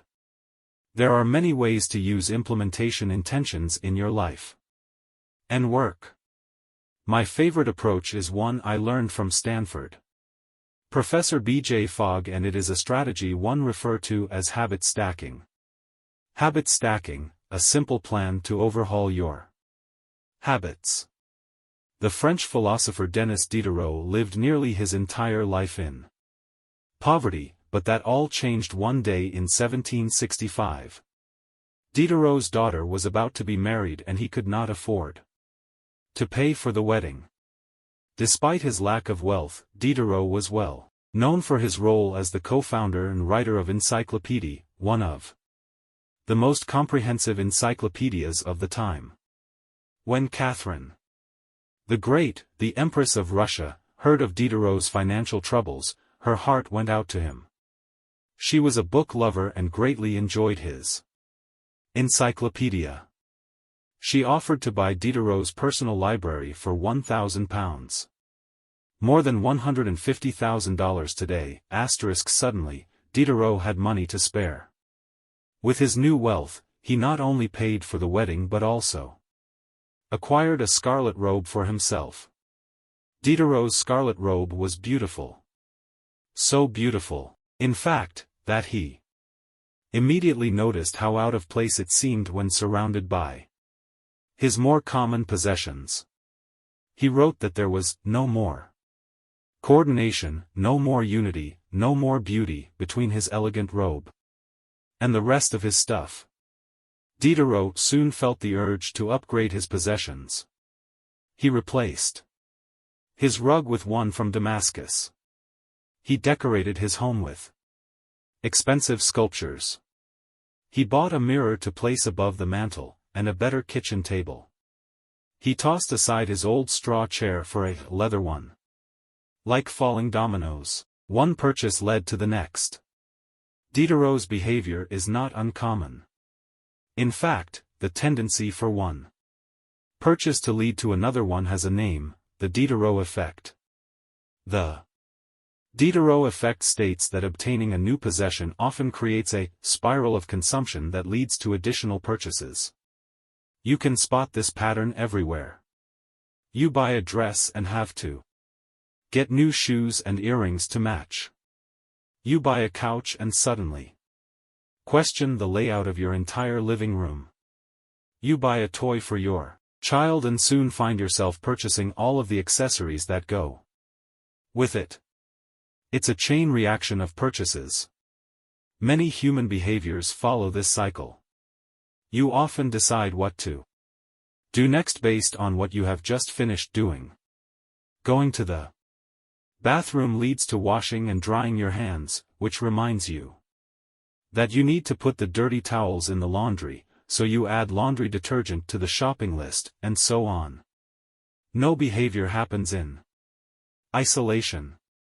Each action becomes a cue that triggers the next behavior. Why is this important? When it comes to building new habits, you can use the connectedness of behavior to your advantage. One of the best ways to build a new habit is to identify a current habit you already do each day, and then stack your new behavior on top. This is called habit stacking. Habit stacking is a special form of an implementation intention. Rather than pairing your new habit with a particular time and location, you pair it with a current habit. This method, which was created by B.J. Fogg as part of his Tiny Habits program, can be used to design an obvious cue for nearly any habit. The key is to tie your desired behavior into something you already do each day. Once you have mastered this basic structure, you can begin to create larger stacks by chaining small habits together. This allows you to take advantage of the natural momentum that comes from one behavior leading into the next, a positive version of the Diderot effect. Your morning routine habit stack might look like this. 1. After I pour my morning cup of coffee, I will meditate for 60 seconds. 2. After I meditate for 60 seconds, I will write my to-do list for the day. 3. After I write my to-do list for the day, I will immediately begin my first task. Or, consider this habit stack in the evening. 1. After I finish eating dinner, I will put my plate directly into the dishwasher. 2. After I put my dishes away, I will immediately wipe down the counter. 3. After I wipe down the counter, I will set out my coffee mug for tomorrow morning. You can also insert new behaviors into the middle of your current routines. For example, you may already have a morning routine that looks like this: wake up, make my bed, take a shower. Let's say you want to develop the habit of reading more each night. You can expand your habit stack and try something like, wake up, make my bed. Place a book on my pillow, take a shower. Now, when you climb into bed each night, a book will be sitting there waiting for you to enjoy. Overall, habit stacking allows you to create a set of simple rules that guide your future behavior. It's like you always have a game plan for which action should come next. Once you get comfortable with this approach, you can develop general habit stacks to guide you whenever the situation is appropriate. Exercise. When I see a set of stairs, I will take them instead of using the elevator. Social skills. When I walk into a party, I will introduce myself to someone I don't know yet. Finances. When I want to buy something over $100, I will wait 24 hours before purchasing. Healthy eating. When I serve myself a meal, I will always put veggies on my plate first. Minimalism. When I buy a new item, I will give something away. One in, one out. Mood. When the phone rings, I will take one deep breath and smile before answering. Forgetfulness. When I leave a public place, I will check the table and chairs to make sure I don't leave anything behind. No matter how you use this strategy, the secret to creating a successful habit stack is selecting the right cue to kick things off. Unlike an implementation intention, which specifically states the time and location for a given behavior, habit stacking implicitly has the time and location built into it. When and where you choose to insert a habit into your daily routine can make a big difference. If you're trying to add meditation into your morning routine but mornings are chaotic, and your kids keep running into the room, then that may be the wrong place and time. Consider when you are most likely to be successful. Don't ask yourself to do a habit when you're likely to be occupied with something else. Your cue should also have the same frequency as your desired habit. If you want to do a habit every day, but you stack it on top of a habit that only happens on Mondays, that's not a good choice. One way to find the right trigger for your habit stack is by brainstorming a list of your current habits. You can use your habits scorecard from the last chapter as a starting point. Alternatively, you can create a list with 2 columns. In the first column, write down the habits you do each day without fail, star. For example, get out of bed, take a shower, brush your teeth, get dressed, brew a cup of coffee, eat breakfast, take the kids to school, start the work day, eat lunch, end the work day, change out of work clothes, sit down for dinner, turn off the lights, get into bed. Your list can be much longer, but you get the idea. In the second column, write down all of the things that happen to you each day without fail. For example, the sun rises. You get a text message. The song you are listening to ends. The sun sets. Armed with these 2 lists, you can begin searching for the best place to layer your new habit into your lifestyle. Habit stacking works best when the cue is highly specific and immediately actionable. Many people select cues that are too vague. I made this mistake myself. When I wanted to start a push-up habit, my Habit stack was, when I take a break for lunch, I will do 10 push-ups. At first glance, this sounded reasonable. But soon, I realized the trigger was unclear.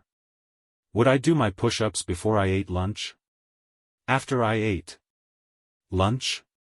Where would I do them? After a few inconsistent days, I changed my habit stack to, when I close my laptop for lunch, I will do 10 push-ups next to my desk. Ambiguity gone. Habits like read more or eat better are worthy causes, but these goals do not provide instruction on how and when to act. Be specific and clear. After I close the door. After I brush my teeth. After I sit down at the table. The specificity is important. The more tightly bound your new habit is to a specific cue, the better the odds are that you will notice when the time comes to act. The first law of behavior change is to make it obvious. Strategies like implementation intentions and habit stacking are among the most practical ways to create obvious cues for your habits and design a clear plan for when and where to take action. Motivation is overrated, environment often matters more. And Thorndike, a primary care physician at Massachusetts General Hospital in Boston, had a crazy idea. She believed she could improve the eating habits of thousands of hospital staff and visitors without changing their willpower or motivation in the slightest way. In fact, she didn't plan on talking to them at all. Thorndike and her colleagues designed a 6-month study to alter the choice architecture of the hospital cafeteria. They started by changing how drinks were arranged in the room.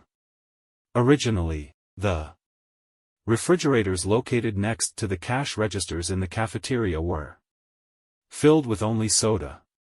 The researchers added water as an option to each one. Additionally, they placed baskets of bottled water next to the food stations throughout the room. Soda was still in the primary refrigerators, but water was now available at all drink locations. Over the next 3 months, the number of soda sales at the hospital dropped by 11.4%. Meanwhile, sales of bottled water increased by 25.8%. They made similar adjustments, and saw similar results, with the food in the cafeteria. Nobody had said a word to anyone eating there. People often choose products not because of what they are, but because of where they are. If I walk into the kitchen and see a plate of cookies on the counter, I'll pick up half a dozen and start eating, even if I hadn't been thinking about them beforehand and didn't necessarily feel hungry.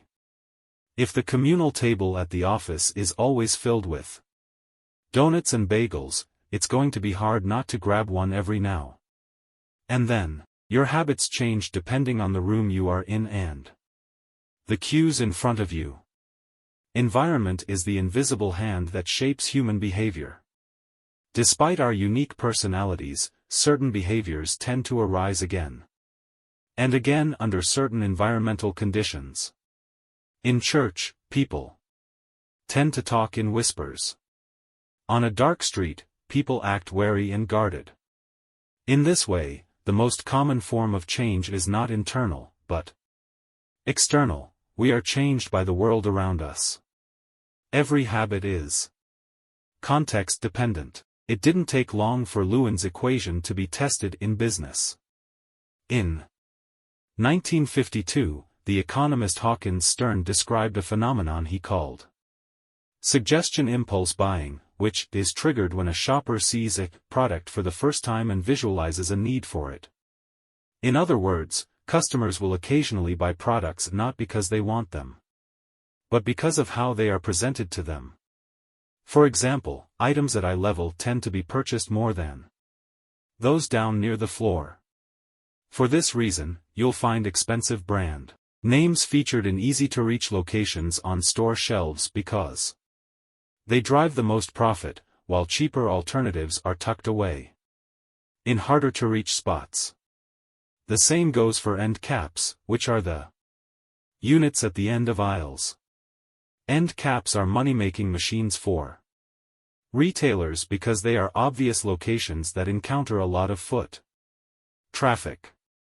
For example, 45% of Coca-Cola sales come specifically from end-of-the-aisle racks.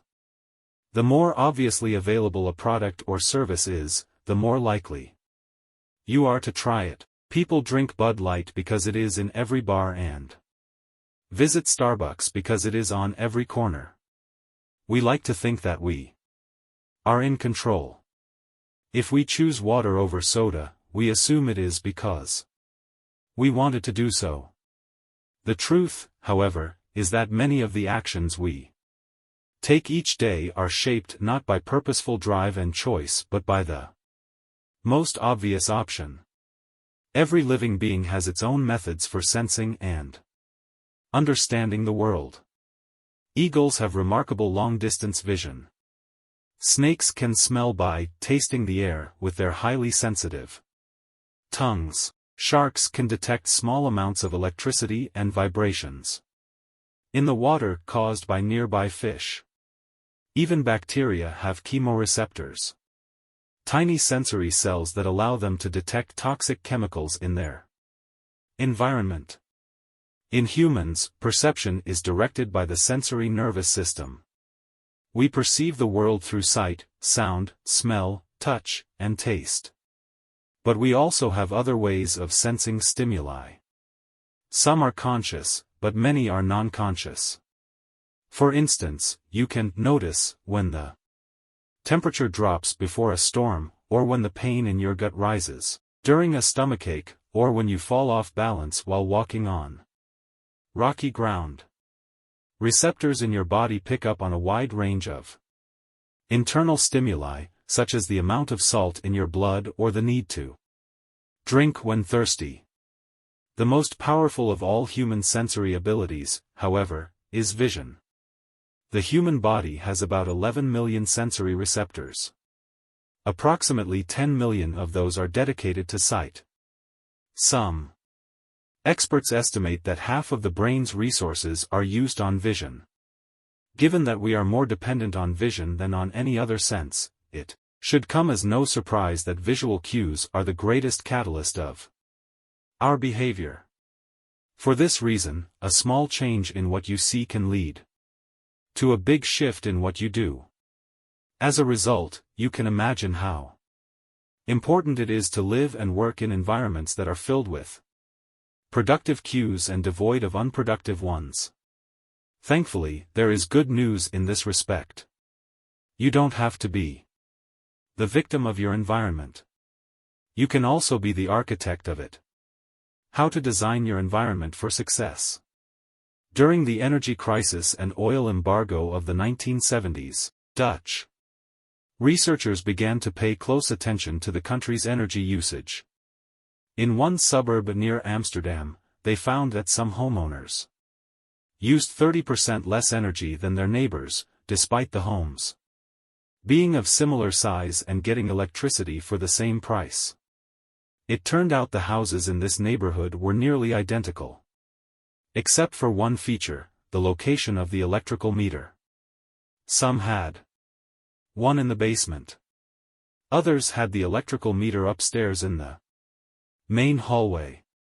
As you may guess, the homes with the meters located in the main hallway used less electricity. When their energy use was obvious and easy to track, people changed their behavior. Every habit is initiated by a cue, and we are more likely to notice cues that stand out. Unfortunately, the environments where we live and work often make it easy not to do certain actions because there is no obvious cue to trigger the behavior. It's easy not to practice the guitar when it's tucked away in the closet. It's easy not to read a book when the bookshelf is in the corner of the guest room. It's easy not to take your vitamins when they are out of sight in the pantry. When the cues that spark a habit are subtle or hidden, they are easy to ignore. By comparison, creating obvious visual cues can draw your attention toward a desired habit. In the early 1990s, the cleaning staff at Schiphol Airport in Amsterdam installed a small sticker that looked like a fly near the center of each urinal. Apparently, when men stepped up to the urinals, they aimed for what they thought was a bug.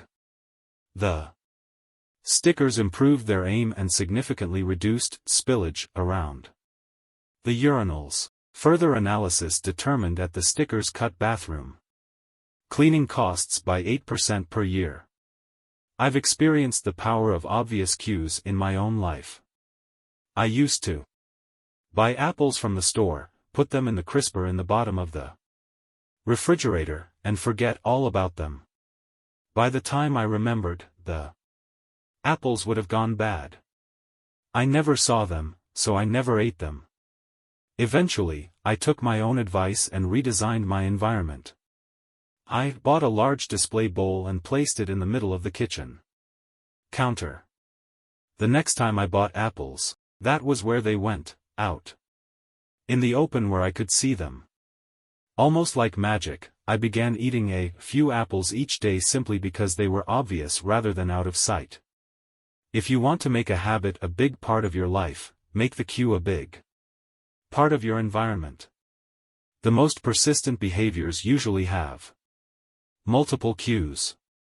Consider how many different ways a smoker could be prompted to pull out a cigarette, driving in the car, seeing a friend smoke, feeling stressed at work, and so on. The same strategy can be employed for good habits. By sprinkling triggers throughout your surroundings, you increase the odds that you'll think about your habit throughout the day. Make sure the best choice is the most obvious one. Making a better decision is easy and natural when the cues for good habits are right in front of you. Environment design is powerful not only because it influences how we engage with the world but also because we rarely do it. Most people live in a world others have created for them. But you can alter the spaces where you live and work to increase your exposure to positive cues and reduce your exposure to negative ones. Environment design allows you to take back control and become the architect of your life.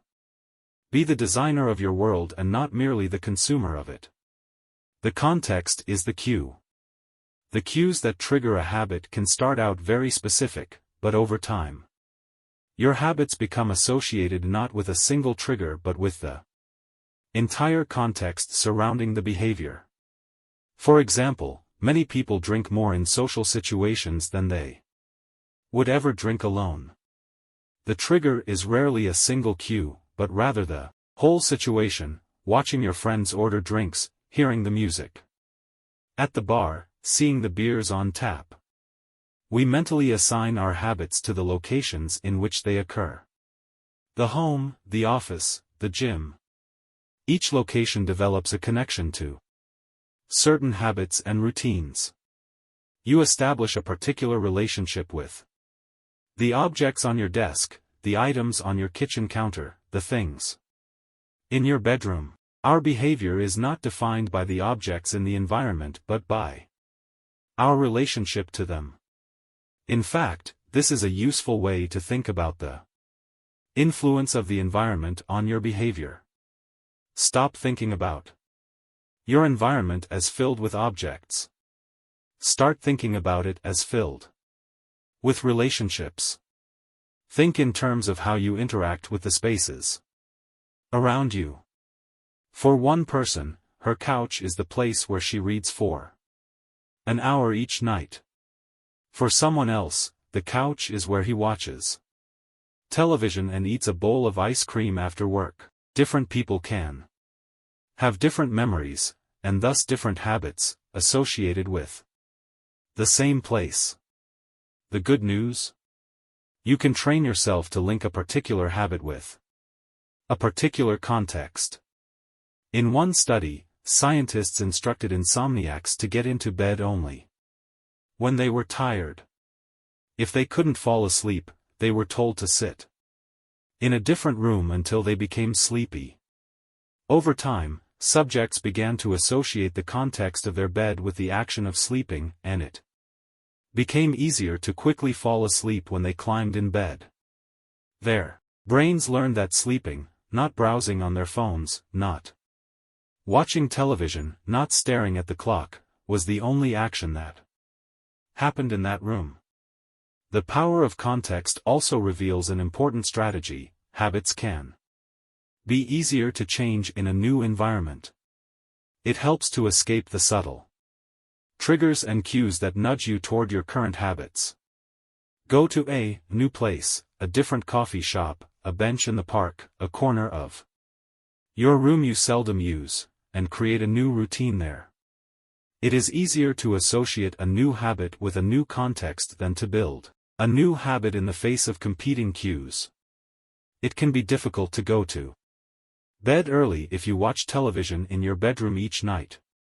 It can be hard to study in the living room without getting distracted if that's where you always play video games.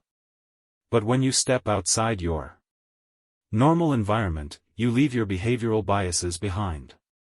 You aren't battling old environmental cues, which allows new habits to form without interruption. Want to think more creatively? Move to a bigger room, a rooftop, patio, or a building with expansive architecture. Take a break from the space where you do your daily work, which is also linked to your current thought patterns. Trying to eat healthier? It is likely that you shop on autopilot at your regular supermarket. Try a new grocery store.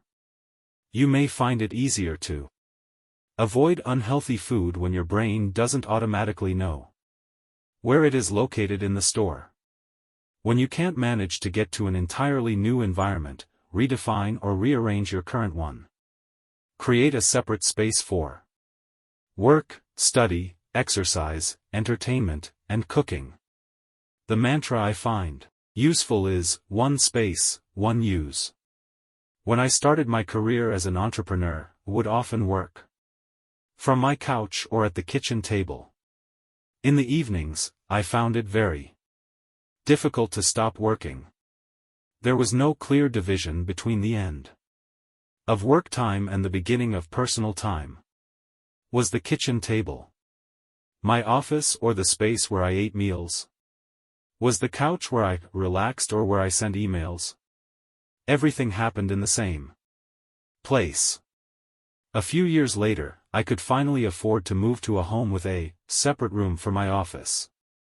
Suddenly, work was something that happened in here, and personal life was something that happened out there. It was easier for me to turn off the professional side of my brain when there was a clear dividing line between work life and home life. Each room had one primary use. The kitchen was for cooking. The office was for working. Whenever possible, avoid mixing the context of one habit with another. When you start mixing contexts, you'll start mixing habits. And the easier ones will usually win out. This is one reason why the versatility of modern technology is both a strength and a weakness. You can use your phone for all sorts of tasks, which makes it a powerful device. But when you can use your phone to do nearly anything, it becomes hard to associate it with one task. You want to be productive, but you're also conditioned to browse social media, check email, and play video games whenever you open your phone. It's a mishmash of cues. You may be thinking, you don't understand. I live in New York City. My apartment is the size of a smartphone. I need each room to play multiple roles. Fair enough. If your space is limited, divide your room into activity zones: a chair for reading, a desk for writing, a table for eating. You can do the same with your digital spaces. I know a writer who uses his computer only for writing, his tablet only for reading, and his phone only for social media and texting. Every habit should have a home. If you can manage to stick with this strategy, each context will become associated with a particular habit and mode of thought. Habits thrive under predictable circumstances like these. Focus comes automatically when you are sitting at your work desk. Relaxation is easier when you are in a space designed for that purpose. Sleep comes quickly when it is the only thing that happens in your bedroom. If you want behaviors that are stable and predictable, you need an environment that is stable and predictable. A stable environment where everything has a place and a purpose is an environment where habits can easily form. The secret to self-control. As the Vietnam War was heading into its 16th year, Congressman Robert Steele from Connecticut and Morgan Murphy from Illinois made a discovery that stunned the American public. While visiting the troops, they had learned that over 15% of U.S. soldiers stationed there were heroin addicts. Follow-up research revealed that 35% of service members in Vietnam had tried heroin and as many as 20% were addicted. The problem was even worse than they had initially thought. The discovery led to a flurry of activity in Washington, including the creation of the Special Action Office of Drug Abuse Prevention under President Nixon to promote prevention and rehabilitation and to track addicted service members when they returned home. Lee Robbins was one of the researchers in charge. In a finding that completely upended the accepted beliefs about addiction, Robbins found that when soldiers who had been heroin users returned home, only 5% of them became re-addicted within a year, and just 12% relapsed within 3 years. In other words, approximately 9 out of 10 soldiers who used heroin in Vietnam eliminated their addiction nearly overnight. This finding contradicted the prevailing view at the time, which considered heroin addiction to be a permanent and irreversible condition. Instead, Robbins revealed that addictions could spontaneously dissolve if there was a radical change in the environment. In Vietnam, soldiers spent all day surrounded by cues triggering heroin use. It was easy to access. They were engulfed by the constant stress of war. They built friendships with fellow soldiers who were also heroin users, and they were thousands of miles from home. Once a soldier returned to the United States, though, he found himself in an environment devoid of those triggers. When the context changed, so did the habit. Compare this situation to that of a typical drug user. Someone becomes addicted at home or with friends, goes to a clinic to get clean, which is devoid of all the environmental stimuli that prompt their habit, then returns to their old neighborhood with all of their previous cues that caused them to get addicted in the first place. It's no wonder that usually you see numbers that are the exact opposite of those in the Vietnam study. Typically, 90% of heroin users become re-addicted once they return home from rehab. The Vietnam studies ran counter to many of our cultural beliefs about bad habits because it challenged the conventional association of unhealthy behavior as a moral weakness. If you're overweight, smoker, or an addict, you've been told your entire life that it is because you lack self-control, maybe even that you're a bad person. The idea that a little bit of discipline would solve all our problems is deeply embedded in our culture. Recent research, however, shows something different. When scientists analyze people who appear to have tremendous self-control, it turns out those individuals aren't all that different from those who are struggling. Instead, disciplined people are better at structuring their lives in a way that does not require heroic willpower and self-control. In other words, they spend less time in tempting situations. The people with the best self-control are typically the ones who need to use it the least. It's easier to practice self-restraint when you don't have to use it very often.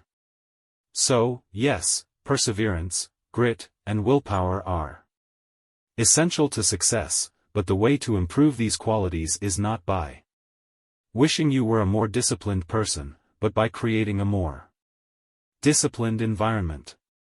This counterintuitive idea makes even more sense once you understand what happens when a habit is formed in the brain.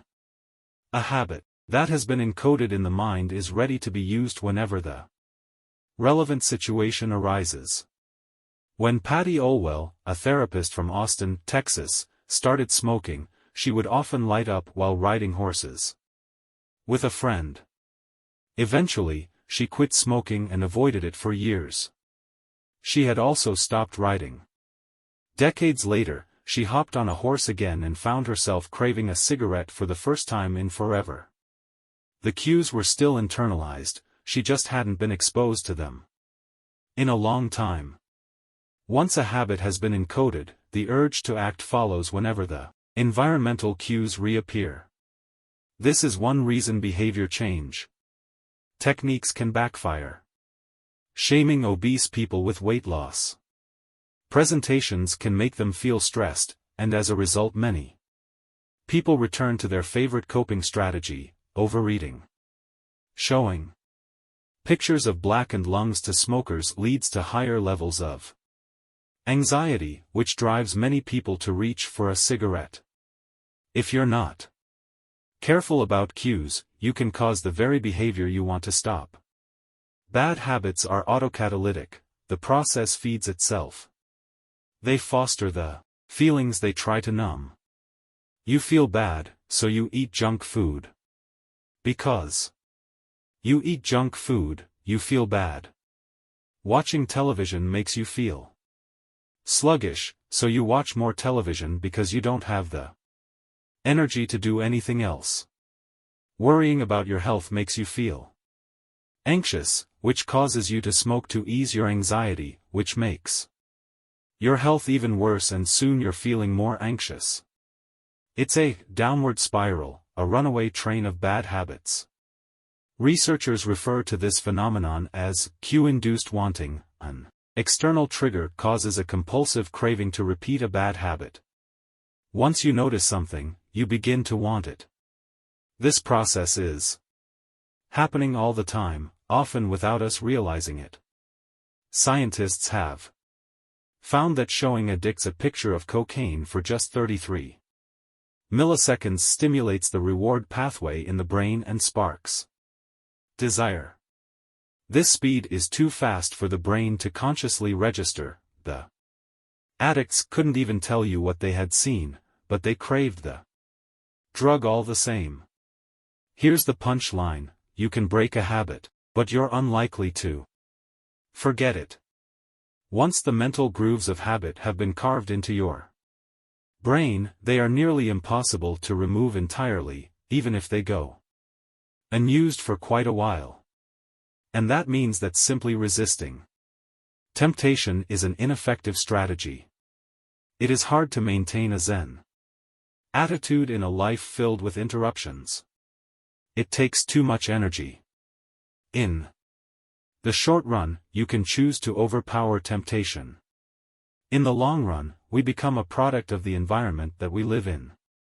To put it bluntly, I have never seen someone consistently stick to positive habits in a negative environment. A more reliable approach is to cut bad habits off at the source. 1. Of the most practical ways to eliminate a bad habit is to reduce exposure to the cue that causes it. If you can't seem to get any work done, leave your phone in another room for a few hours. If you're continually feeling like you're not enough, stop following social media accounts that trigger jealousy and envy. If you're wasting too much time watching television, move the TV out of the bedroom. If you're spending too much money on electronics, quit reading reviews of the latest tech gear. If you're playing too many video games, unplug the console and put it in a closet after each use. This practice is an inversion of the first law of behavior change. Rather than make it obvious, you can make it invisible. I'm often surprised by how effective simple changes like these can be. Remove a single cue and the entire habit often fades away. Self-control is a short-term strategy, not a long-term one. You may be able to resist temptation once or twice, but it's unlikely you can muster the willpower to override your desires every time. Instead of summoning a new dose of willpower whenever you want to do the right thing, your energy would be better spent optimizing your environment. This is the secret to self-control. Make the cues of your good habits obvious and the cues of your bad habits invisible. How to make a habit irresistible. A Dutch scientist named Nico Tinbergen performed a series of experiments that transformed our understanding of what motivates us. Tinbergen, who eventually won a Nobel Prize for his work, was investigating herring gulls, the gray and white birds often seen flying along the seashores of North America. Adult herring gulls have a small red dot on their beak, and Tinbergen noticed that newly hatched chicks would peck this spot whenever they wanted food. To begin one experiment, he created a collection of fake cardboard beaks, just a head without a body.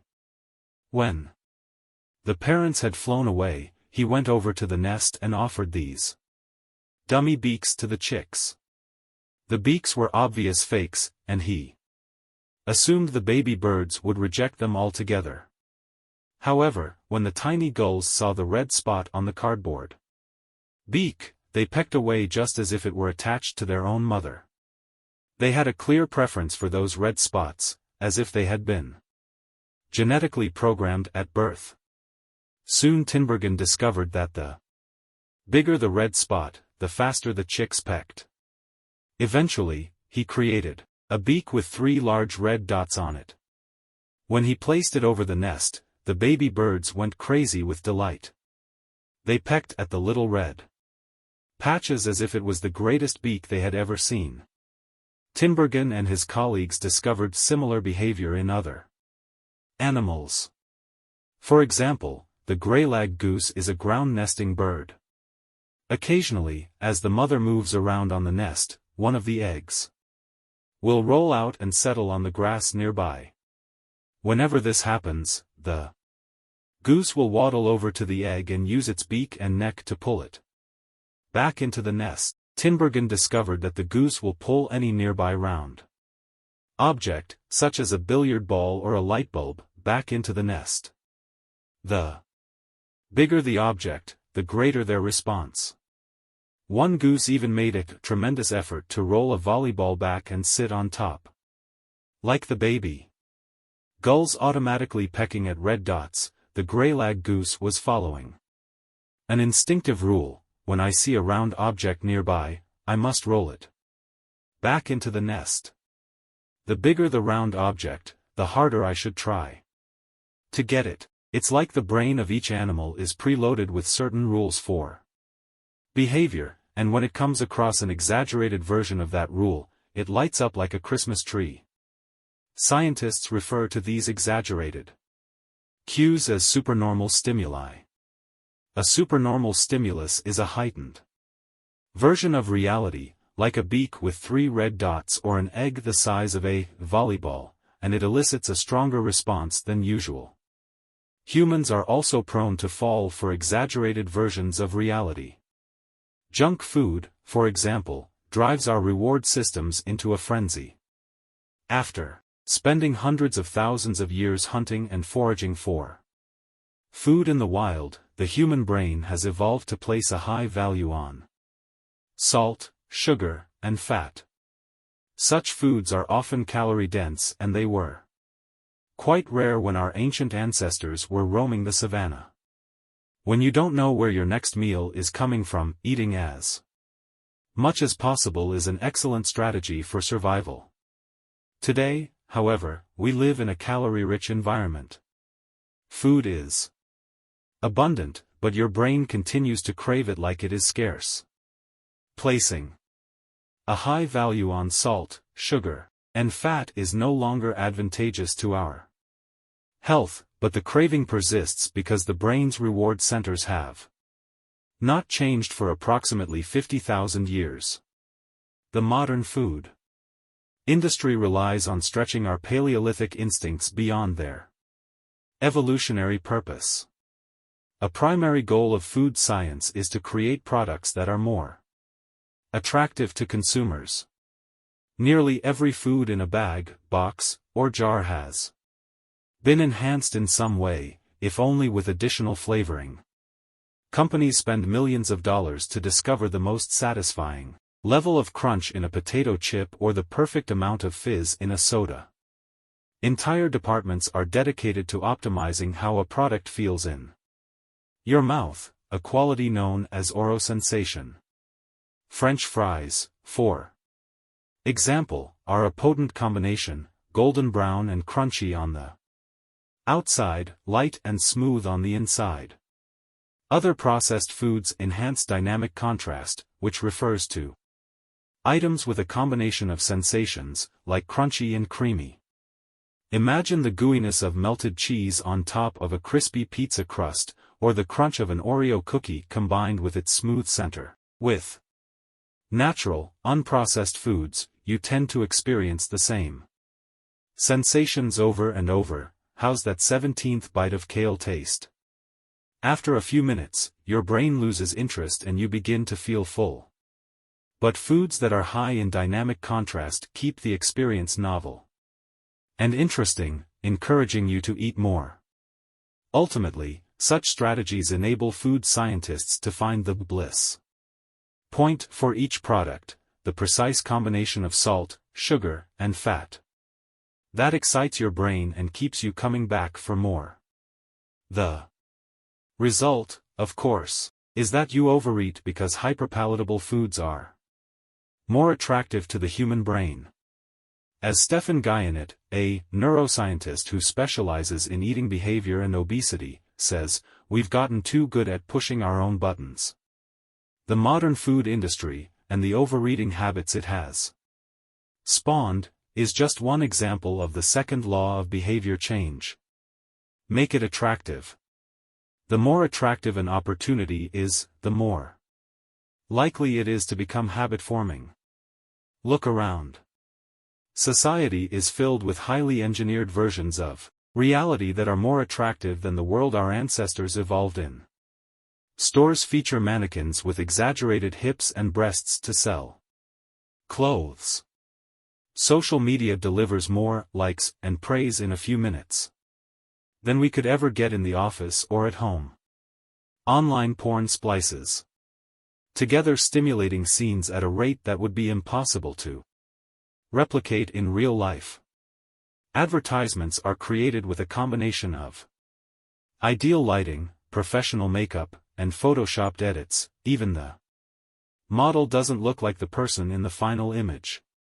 These are the supernormal stimuli of our modern world. They exaggerate features that are naturally attractive to us, and our instincts go wild as a result, driving us into excessive shopping habits, social media habits, porn habits, eating habits, and many others. If history serves as a guide, the opportunities of the future will be more attractive than those of today. The trend is for rewards to become more concentrated and stimuli to become more enticing.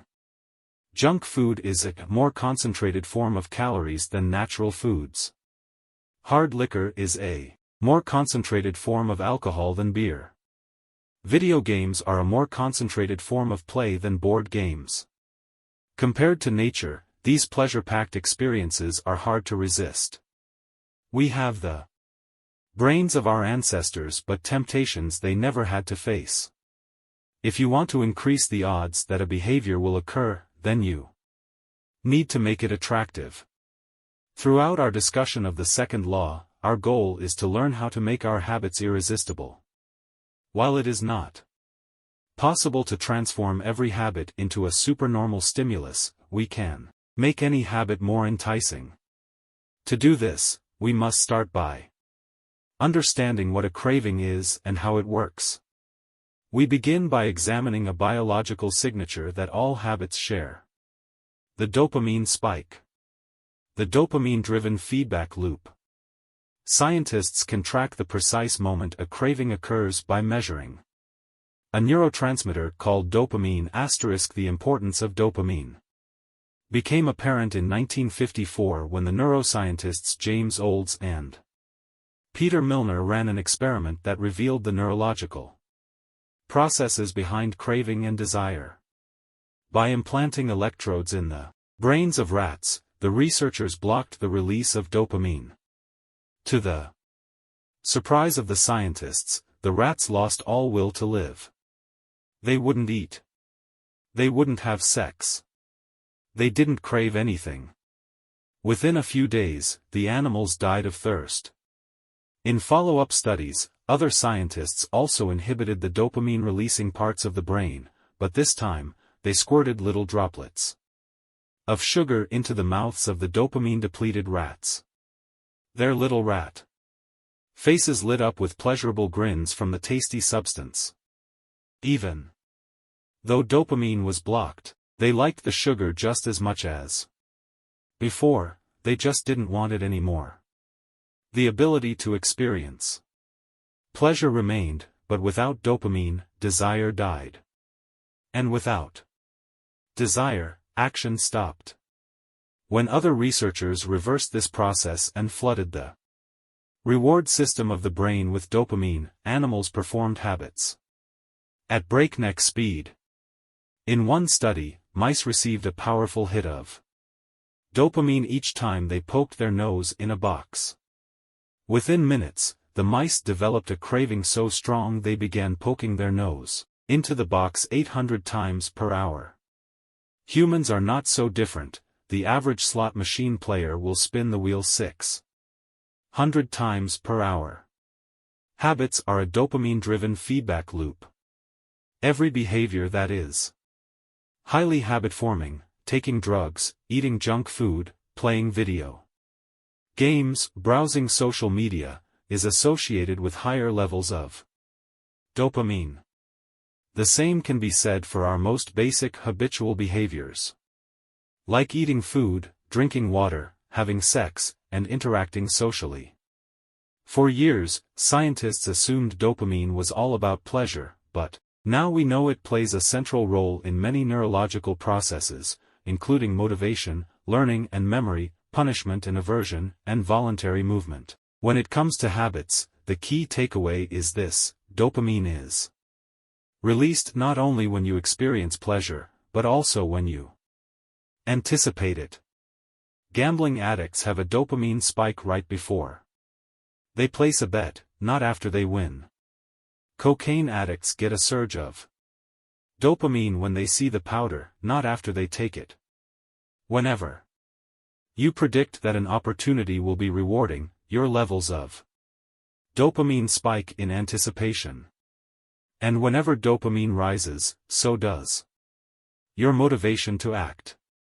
It is the anticipation of a reward, not the fulfillment of it, that gets us to take action.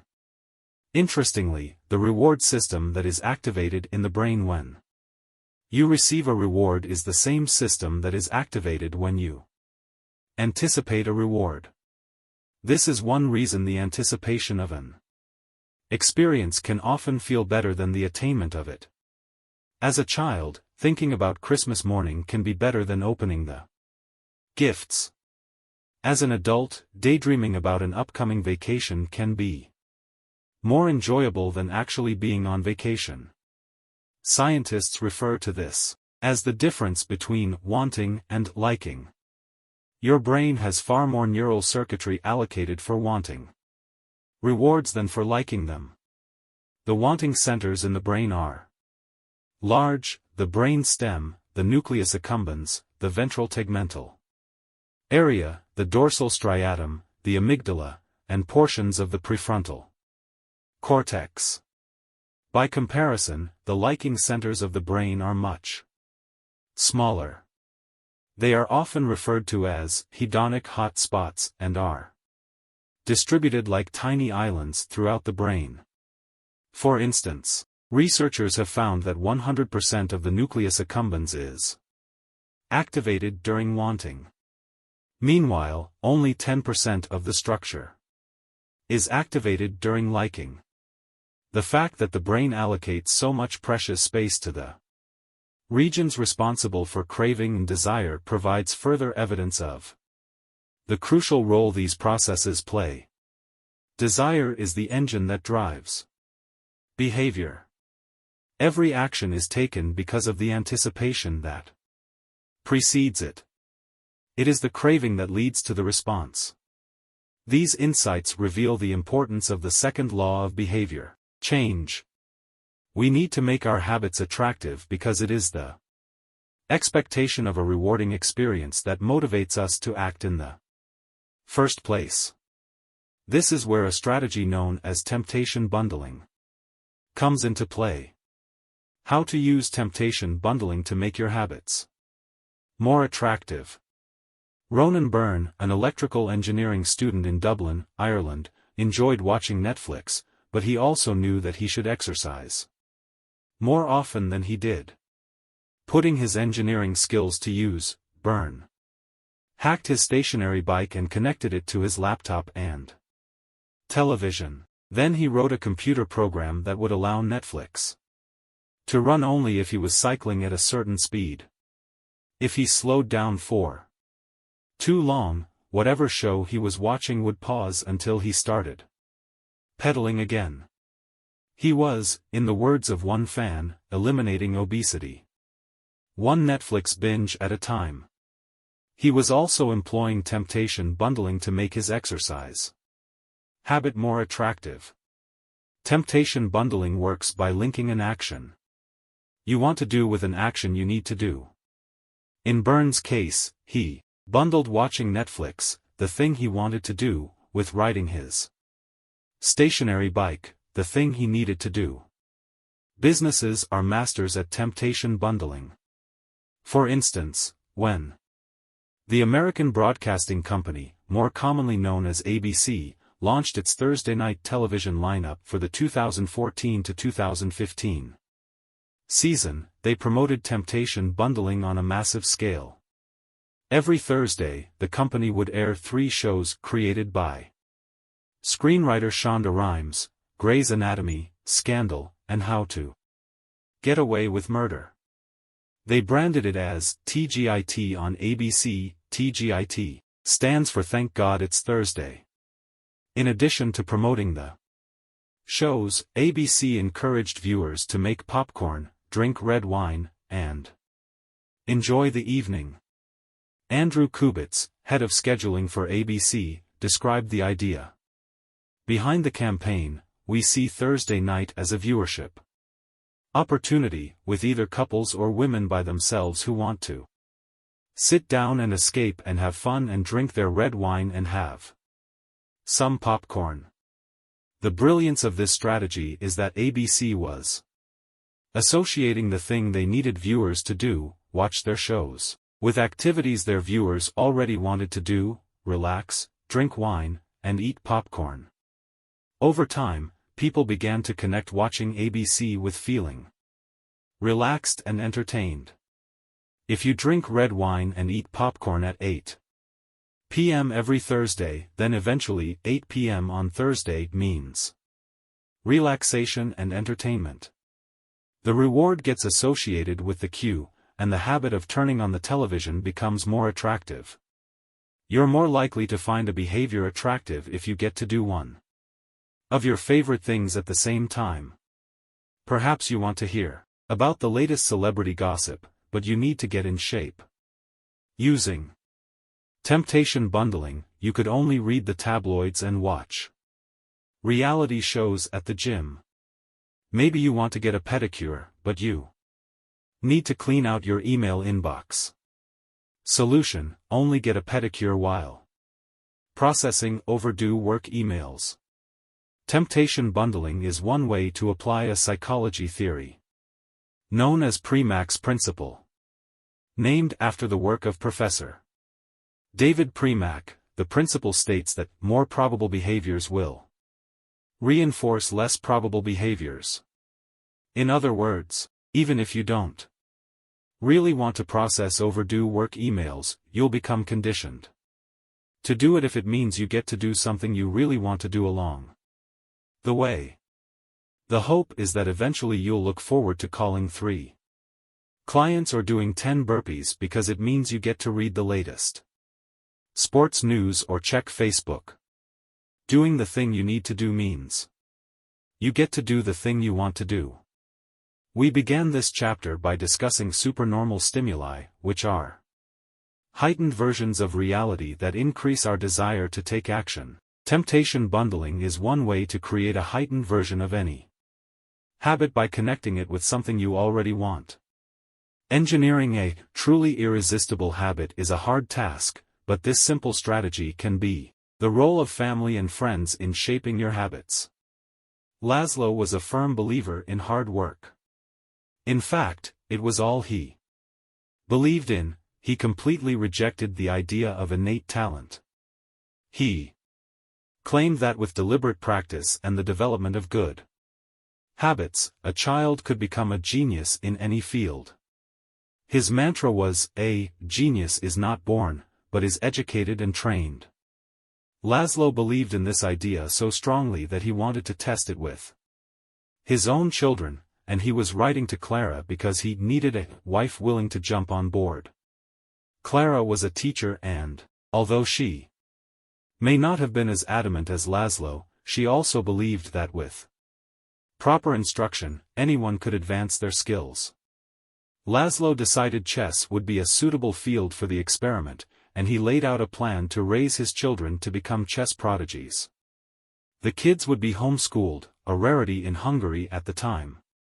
The house would be filled with chess books and pictures of famous chess players. The children would play against each other constantly and compete in the best tournaments they could find. The family would keep a meticulous file system of the tournament history of every competitor the children faced. Their lives would be dedicated to chess. Laszlo successfully courted Clara, and within a few years, the Polgars were parents to 3 young girls, Susan, Sophia, and Judith. Susan, the oldest, began playing chess when she was 4 years old. Within 6 months, she was defeating adults. Sophia, the middle child, did even better. By 14, she was a world champion, and a few years later, she became a grandmaster. Judith, the youngest, was the best of all. By age 5, she could beat her father. At 12, she was the youngest player ever listed among the top 100 chess players in the world. At 15 years and 4 months old, she became the youngest grandmaster of all time. Younger than Bobby Fischer, the previous record holder. For 27 years, she was the #1 ranked female chess player in the world. The childhood of the Polgar sisters was atypical, to say the least. And yet, if you ask them about it, they claim their lifestyle was attractive, even enjoyable. In interviews, the sisters talk about their childhood as entertaining rather than grueling. They loved playing chess. They couldn't get enough of it. Once, Laszlo reportedly found Sophia playing chess in the bathroom in the middle of the night. Encouraging her to go back to sleep, he said, "Sophia, leave the pieces alone." To which she replied, "Daddy, they won't leave me alone." The Polgar sisters grew up in a culture that prioritized chess above all else, praised them for it, rewarded them for it. In their world, an obsession with chess was normal. And as we are about to see, whatever habits are normal in your culture are among the most attractive behaviors you'll find. The seductive pull of social norms. Humans are herd animals. We want to fit in, to bond with others, and to earn the respect and approval of our peers. Such inclinations are essential to our survival. For most of our evolutionary history, our ancestors lived in tribes. Becoming separated from the tribe, or worse, being cast out, was a death sentence. The lone wolf dies, but the pack survives. Meanwhile, those who collaborated and bonded with others enjoyed increased safety, mating opportunities, and access to resources. As Charles Darwin noted, in the long history of humankind, those who learned to collaborate and improvise most effectively have prevailed.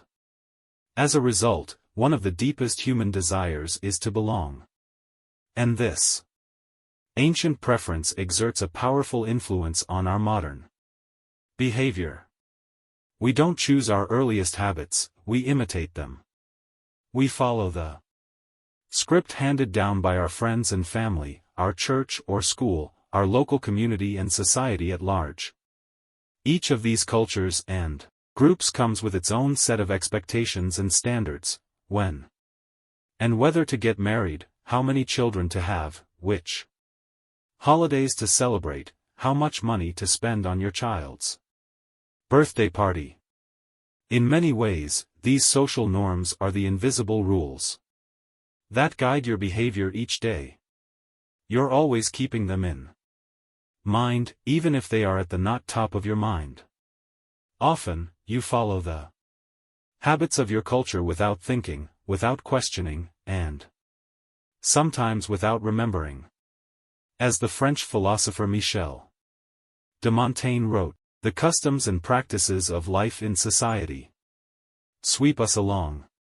Most of the time, going along with the group does not feel like a burden. Everyone wants to belong.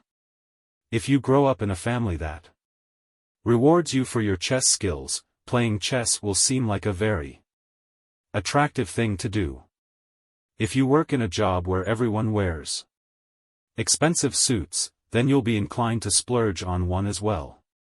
If all of your friends are sharing an inside joke or using a new phrase, you'll want to do it too, so they know that you get it."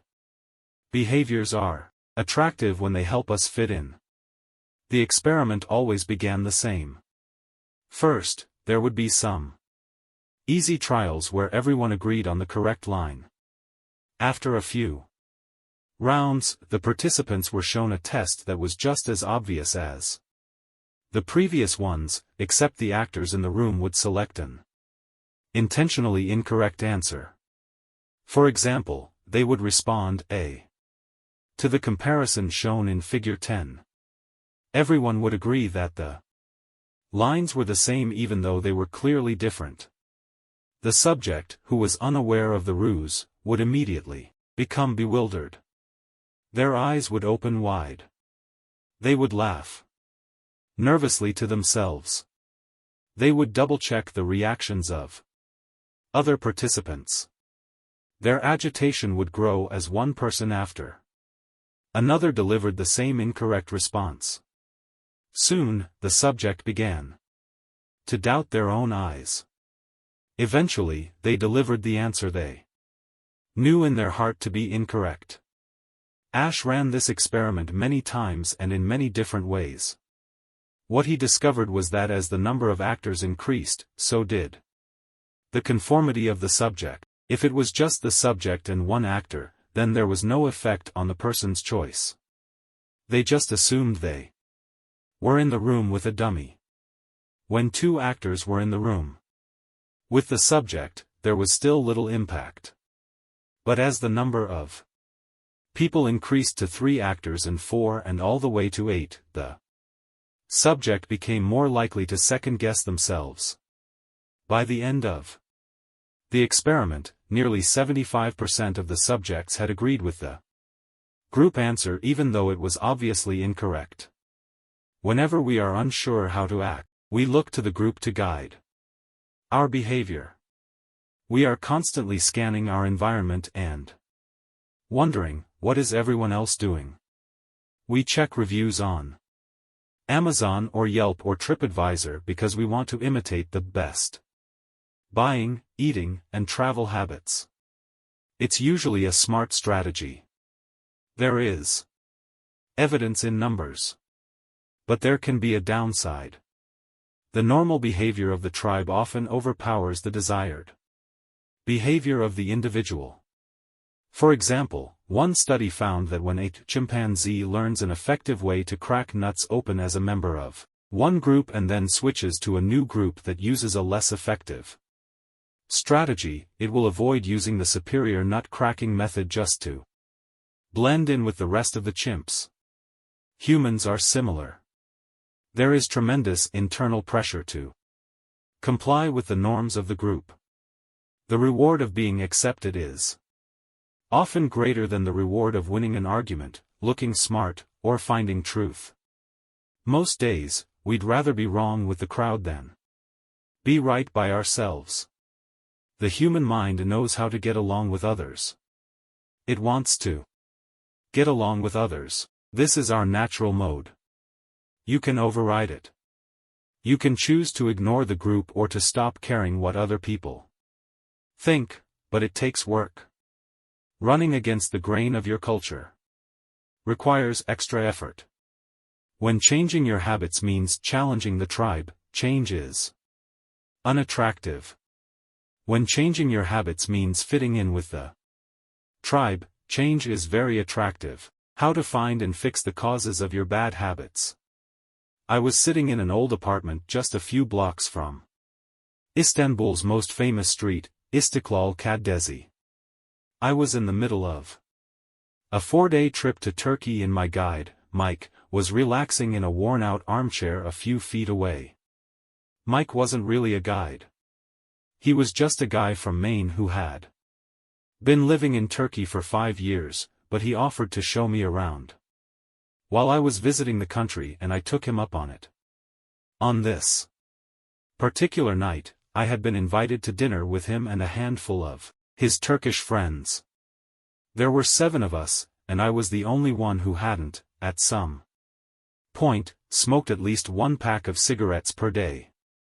I asked one of the Turks how he got started. "Friends," he said. "It always starts with your friends. One friend smokes, then you try it." What was truly fascinating was that half of the people in the room had managed to quit smoking. Mike had been smoke-free for a few years at that point, and he swore up and down that he broke the habit because of a book called Alan Carr's Easy Way to Stop Smoking. "It frees you from the mental burden of smoking," he said. "It tells you, stop lying to yourself. You know you don't actually want to smoke. You know you don't really enjoy this. It helps you feel like you're not the victim anymore. You start to realize that you don't need to smoke." I had never tried a cigarette, but I took a look at the book afterward. Out of curiosity. The author employs an interesting strategy to help smokers eliminate their cravings. He systematically reframes each cue associated with smoking and gives it a new meaning over and over. He repeats these phrases and others like them. "Get it clearly into your mind," he says. "You are losing nothing and you are making marvelous positive gains not only in health, energy and money, but also in confidence, self-respect, freedom and, most important of all, in the length and quality of your future life." By the time you get to the end of the book, smoking seems like the most ridiculous thing in the world to do. And if you no longer expect smoking to bring you any benefits, you have no reason to smoke. It is an inversion of the second law of behavior change: make it unattractive. Now, I know this idea might sound overly simplistic. Just change your mind and you can quit smoking. But stick with me for a minute. This all happens in an instant, but it plays a crucial role in your habits because every action is preceded by a prediction. Life feels reactive, but it is actually predictive. All day long, you are making your best guess of how to act given what you've just seen and what has worked for you in the past. You are endlessly predicting what will happen in the next moment. Our behavior is heavily dependent on these predictions. Put another way, our behavior is heavily dependent on how we interpret the events that happen to us, not necessarily the objective reality of the events themselves. Two people can look at the same cigarette, and one feels the urge to smoke while the other is repulsed by the smell. The same cue can spark a good habit or a bad habit depending on your prediction. The cause of your habits is actually the prediction that precedes them. These predictions lead to feelings, which is how we typically describe a craving, a feeling, a desire, an urge. Feelings and emotions transform the cues we perceive and the predictions we make into a signal that we can apply. They help explain what we are currently sensing. For instance, whether or not you realize it, you are noticing how warm or cold you feel right now. If the temperature drops by 1 degree, you probably won't do anything. If the temperature drops 10 degrees, however, you'll feel cold and put on another layer of clothing. Feeling cold was the signal that prompted you to act. You have been sensing the cues the entire time, but it is only when you predict that you would be better off in a different state that you take action. A craving is the sense that something is missing. It is the desire to change your internal state. When the temperature falls, there is a gap between what your body is currently sensing and what it wants to be sensing. This gap between your current state and your desired state provides a reason to act. Desire is the difference between where you are now and where you want to be in the future. Even the tiniest action is tinged with the motivation to feel differently than you do in the moment. When you binge eat or light up or browse social media, what you really want is not a potato chip or a cigarette or a bunch of likes. What you really want is to feel different.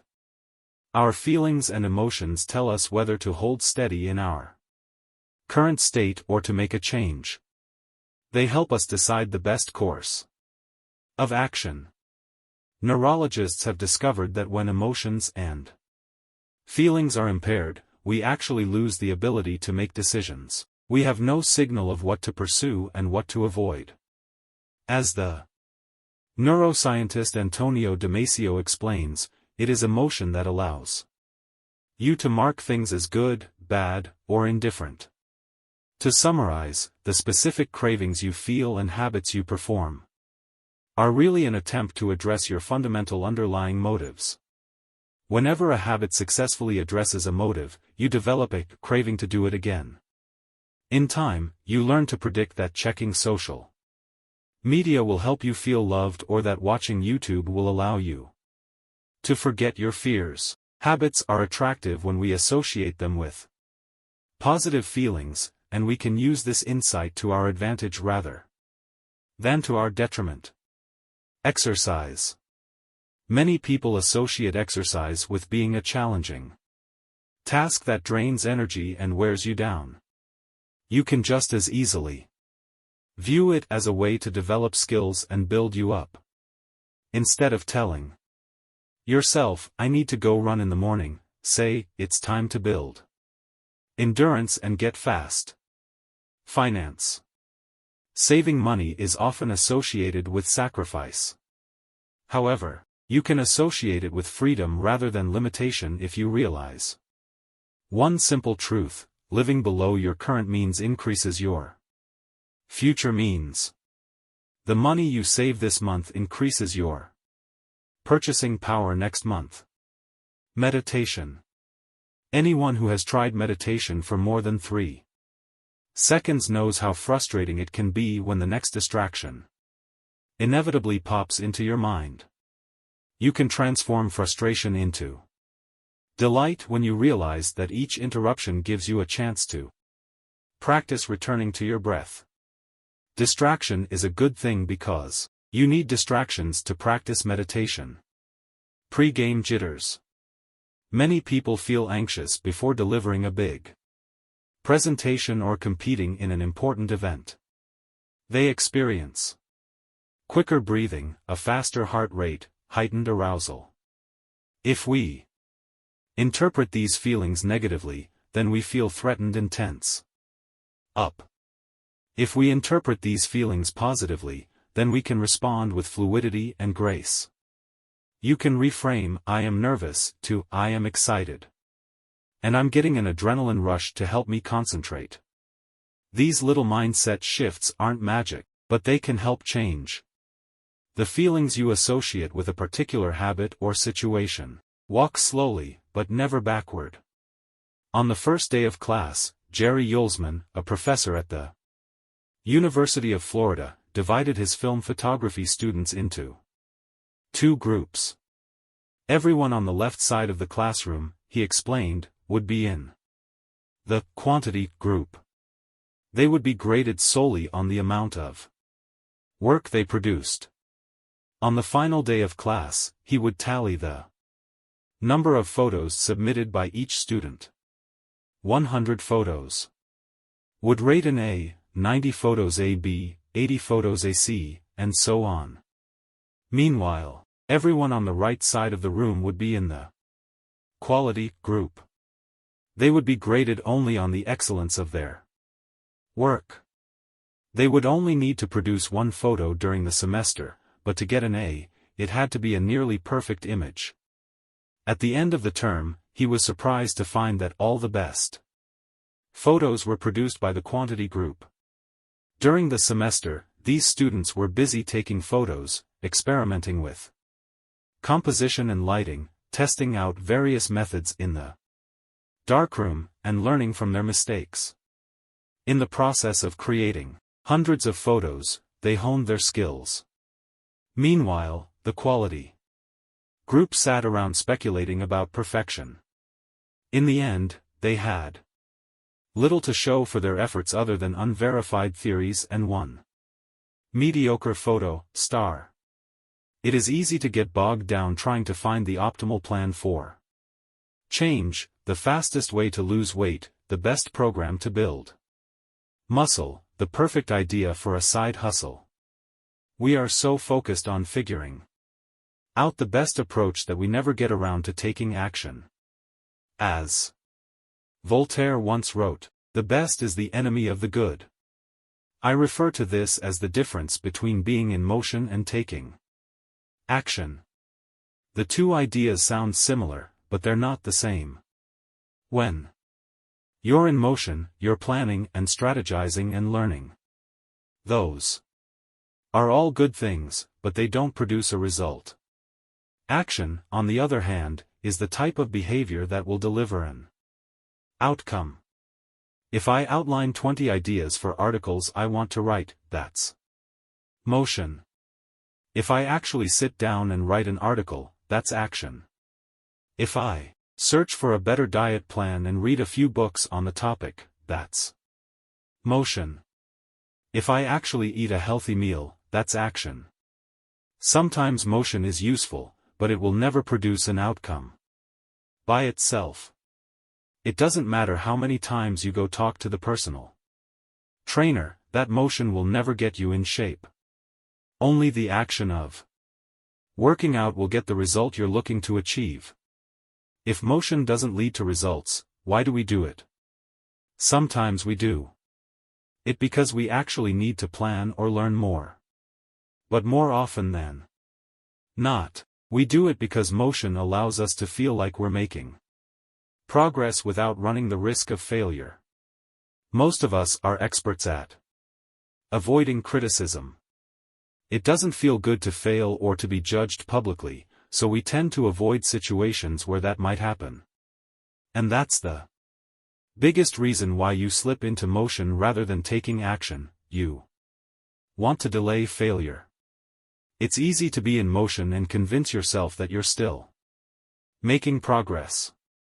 You think, I've got conversations going with 4 potential clients right now.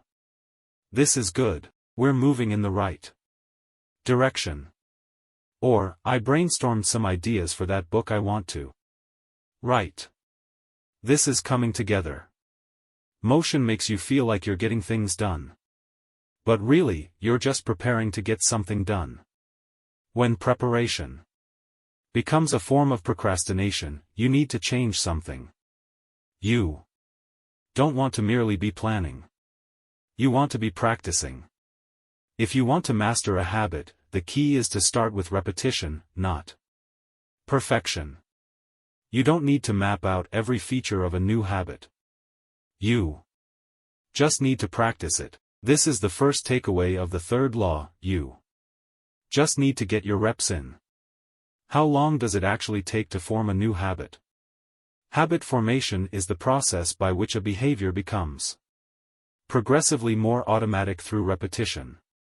The more you repeat an activity, the more the structure of your brain changes to become efficient at that activity. Neuroscientists call this long-term potentiation, which refers to the strengthening of connections between neurons in the brain based on recent patterns of activity. With each repetition, cell-to-cell signaling improves and the neural connections tighten. First described by neuropsychologist Donald Hebb in 1949, this phenomenon is commonly known as Hebb's law: neurons that fire together wire together. Repeating a habit leads to clear physical changes in the brain. In musicians, the cerebellum, critical for physical movements like plucking a guitar string or pulling a violin bow, is larger than it is in non-musicians. Mathematicians, meanwhile, have increased gray matter in the inferior parietal lobule, which plays a key role in computation and calculation. Its size is directly correlated with the amount of time spent in the field. The older and more experienced the mathematician, the greater the increase in gray matter. When scientists analyzed the brains of taxi drivers in London, they found that the hippocampus, a region of the brain involved in spatial memory, was significantly larger in their subjects than in non-taxi drivers. Even more fascinating, the hippocampus decreased in size when a driver retired. Like the muscles of the body responding to regular weight training, particular regions of the brain adapt as they are used and atrophy as they are abandoned. Of course, the importance of repetition in establishing habits was recognized long before neuroscientists began poking around. In 1860, the English philosopher George H. Lewes noted, in learning to speak a new language, to play on a musical instrument, or to perform unaccustomed movements, great difficulty is felt, because the channels through which each sensation has to pass have not become established, but no sooner has frequent repetition cut a pathway, than this difficulty vanishes. The actions become so automatic that they can be performed while the mind is otherwise engaged. Both common sense and scientific evidence agree, repetition is a form of change. Each time you repeat an action, you are activating a particular neural circuit associated with that habit. This means that simply putting in your reps is one of the most critical steps you can take to encoding a new habit. It is why the students who took tons of photos improved their skills while those who merely theorized about perfect photos did not. One group engaged in active practice, the other in passive learning. One in action, the other in motion. All habits follow a similar trajectory from effortful practice to automatic behavior, a process known as automaticity. Automaticity is the ability to perform a behavior without thinking about each step, which occurs when the non-conscious mind takes over. On the following page, you'll see what it looks like when researchers track the level of automaticity for an actual habit like walking for 10 minutes each day. The shape of these charts, which scientists call one of the most common questions I hear, is, how long does it take to build a new habit? But what people really should be asking is, how many does it take to form a new habit? That is, how many repetitions are required to make a habit automatic? There is nothing magical about time passing with regard to habit formation. It doesn't matter if it's been 21 days or 30 days. Or 300 days. What matters is the rate at which you perform the behavior. You could do something twice in 30 days, or 200 times. It's the frequency that makes the difference. Your current habits have been internalized over the course of hundreds, if not thousands, of repetitions. New habits require the same level of frequency. You need to string together enough successful attempts until the behavior is firmly embedded in your mind and you cross the habit line. The law of least effort. Guns, germs, and steel. Anthropologist and biologist Jared Diamond points out a simple fact: different continents have different shapes. At first glance, this statement seems rather obvious and unimportant, but it turns out to have a profound impact on human behavior. The primary axis of the Americas runs from north to south. That is, the landmass of North and South America tends to be tall and thin, rather than wide and fat. The same is generally true for Africa. Meanwhile, the landmass that makes up Europe, Asia, and the Middle East is the opposite. This massive stretch of land tends to be more east-west in shape. According to Diamond, this difference in shape played a significant role in the spread of agriculture over the centuries. When agriculture began to spread around the globe, farmers had an easier time expanding along east-west routes than along north-south ones. This is because locations along the same latitude generally share similar climates, amounts of sunlight and rainfall, and changes in season.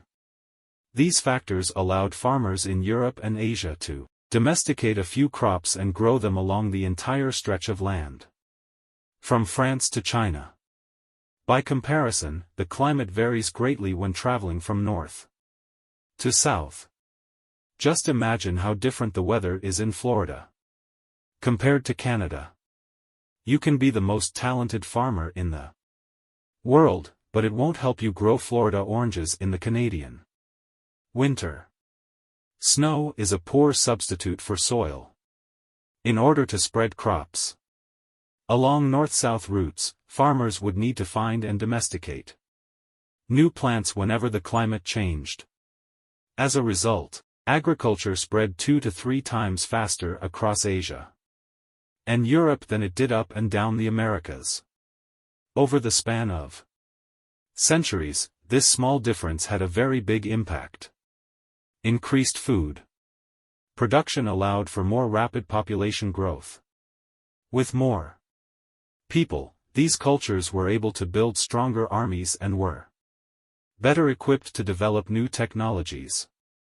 The changes started out small: a crop that spread slightly farther, a population that grew slightly faster, but compounded into substantial differences over time. The spread of agriculture provides an example of the third law of behavior change on a global scale. Conventional wisdom holds that motivation is the key to habit change.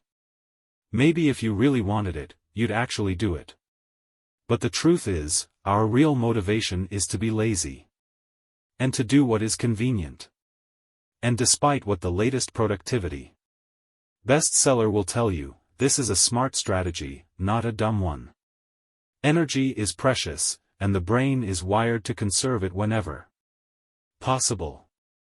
It is human nature to follow the law of least effort, which states that when deciding between two similar options, people will naturally gravitate toward the option that requires the least amount of work. For example, expanding your farm to the east where you can grow the same crops rather than heading north where the climate is different.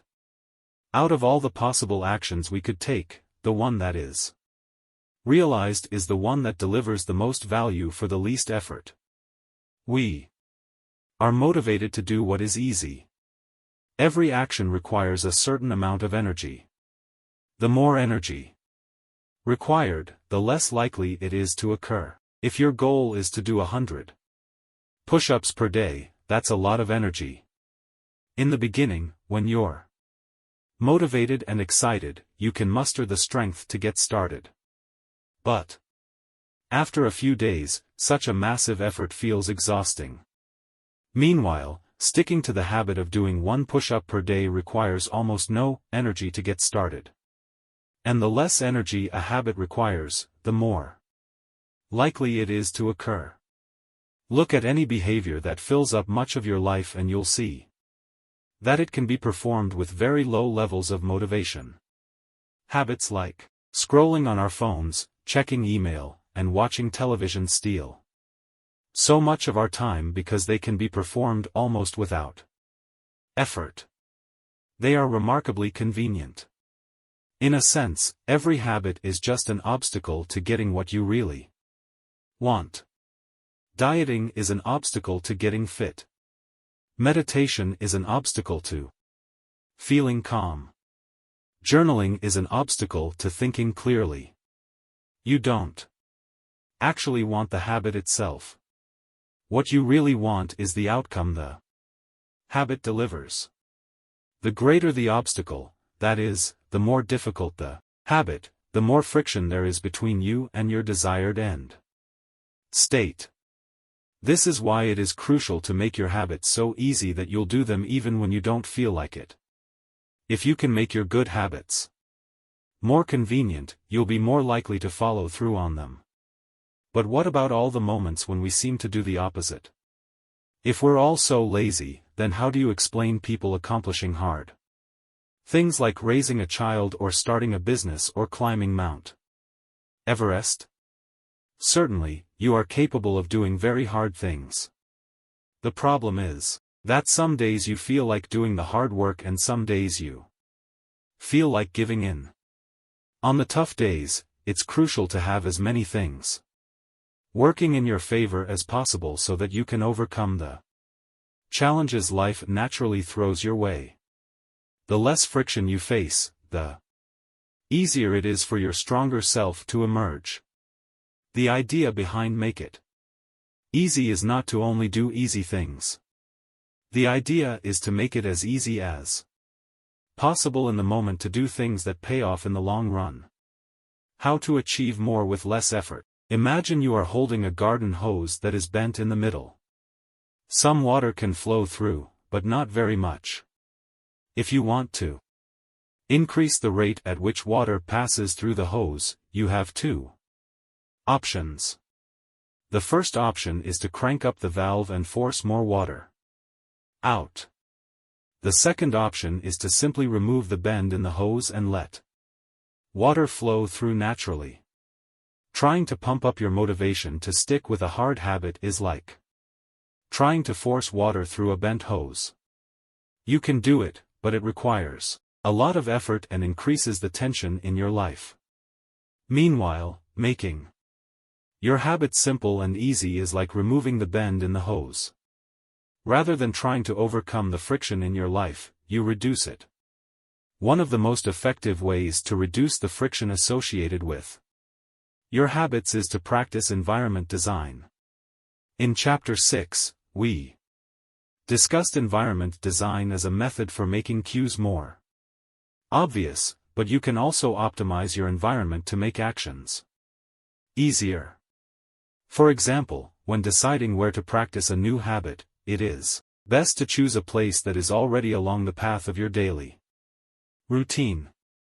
Habits are easier to build when they fit into the flow of your life.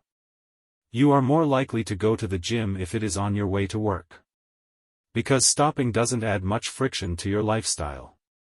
By comparison, if the gym is off the path of your normal commute, even by just a few blocks, now you're going out of your way to get there. Perhaps even more effective is reducing the friction within your home or office. Too often, we try to start habits in high-friction environments. We try to follow a strict diet while we are out to dinner with friends. We try to write a book in a chaotic household. We try to concentrate while using a smartphone filled with distractions. It doesn't have to be this way. We can remove the points of friction that hold us back.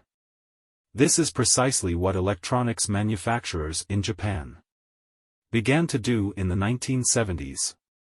In an article published in the New Yorker titled Better All the Time, James Shirowaiki writes, Japanese firms emphasized what came to be known as lean production, relentlessly looking to remove waste of all kinds from the production process, down to redesigning workspaces, so workers didn't have to waste time twisting and turning to reach their tools.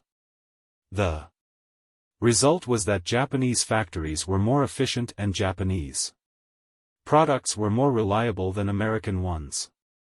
In 1974, service calls for American-made color televisions were 5 times as common as for Japanese televisions. By 1979, it took American workers 3 times as long to assemble their sets. I like to refer to this strategy as addition by subtraction *. The Japanese companies looked for every point of friction in the manufacturing process and eliminated it. As they subtracted wasted effort, they added customers and revenue.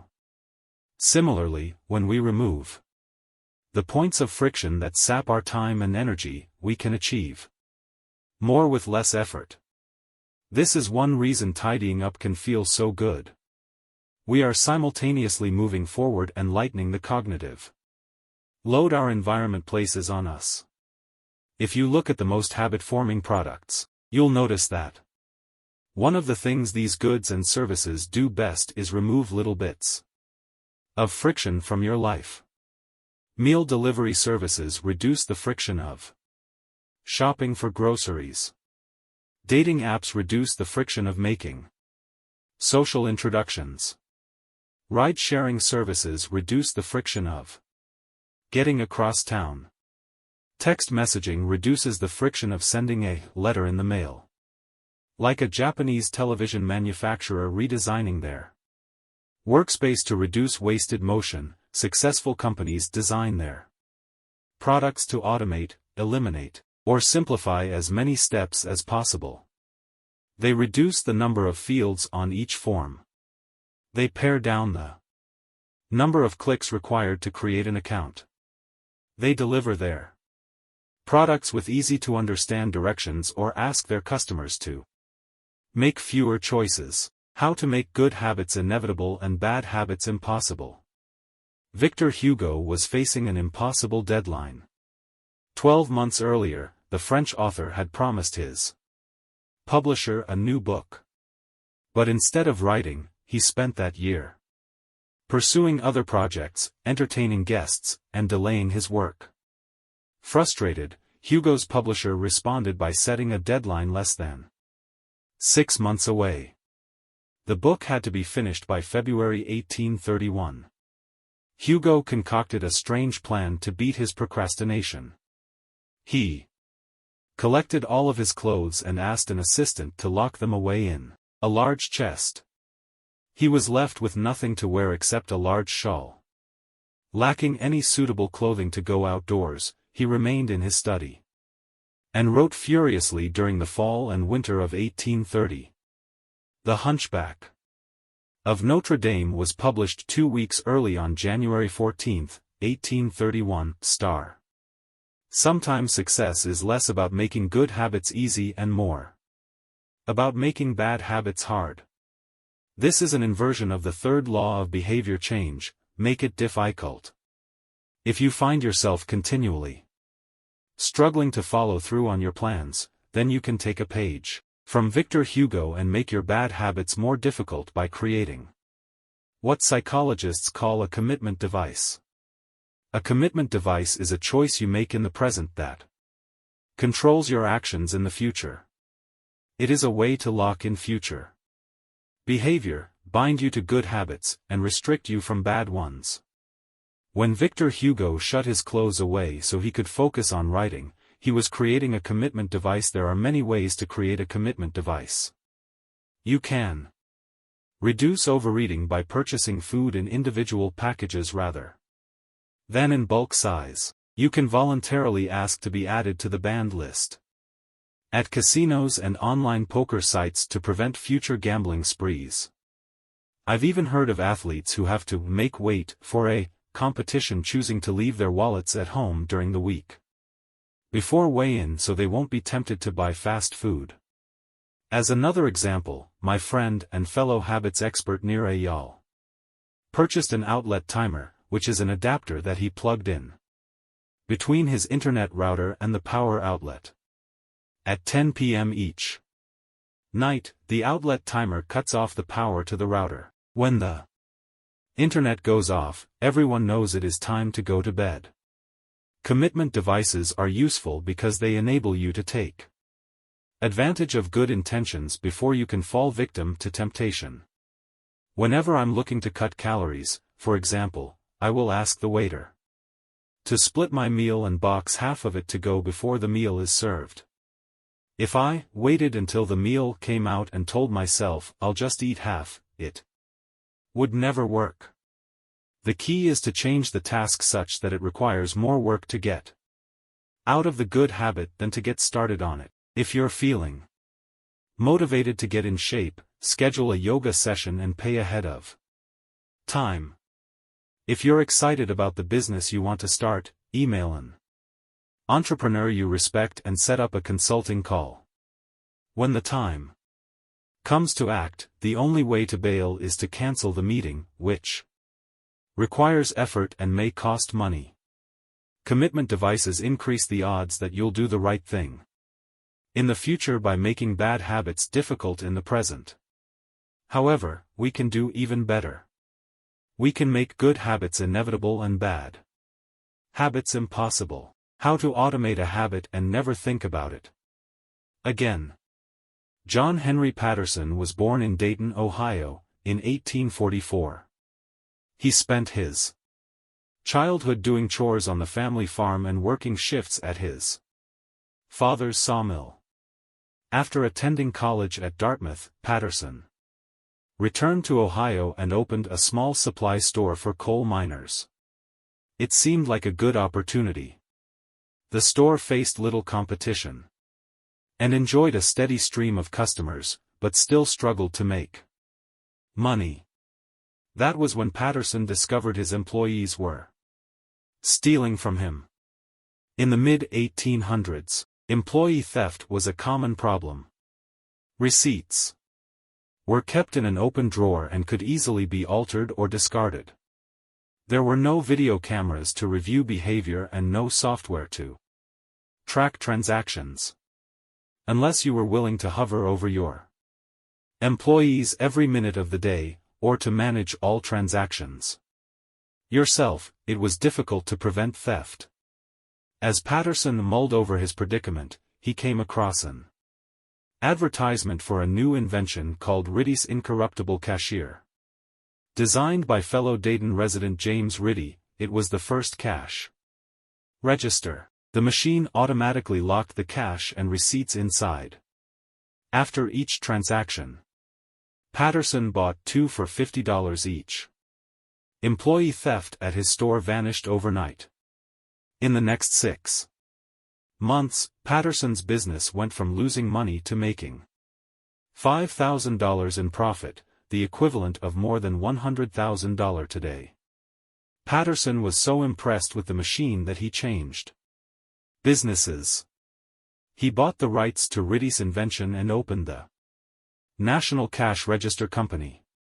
10 years later, National Cash Register had over 1,000 employees and was on its way to becoming one of the most successful businesses of its time.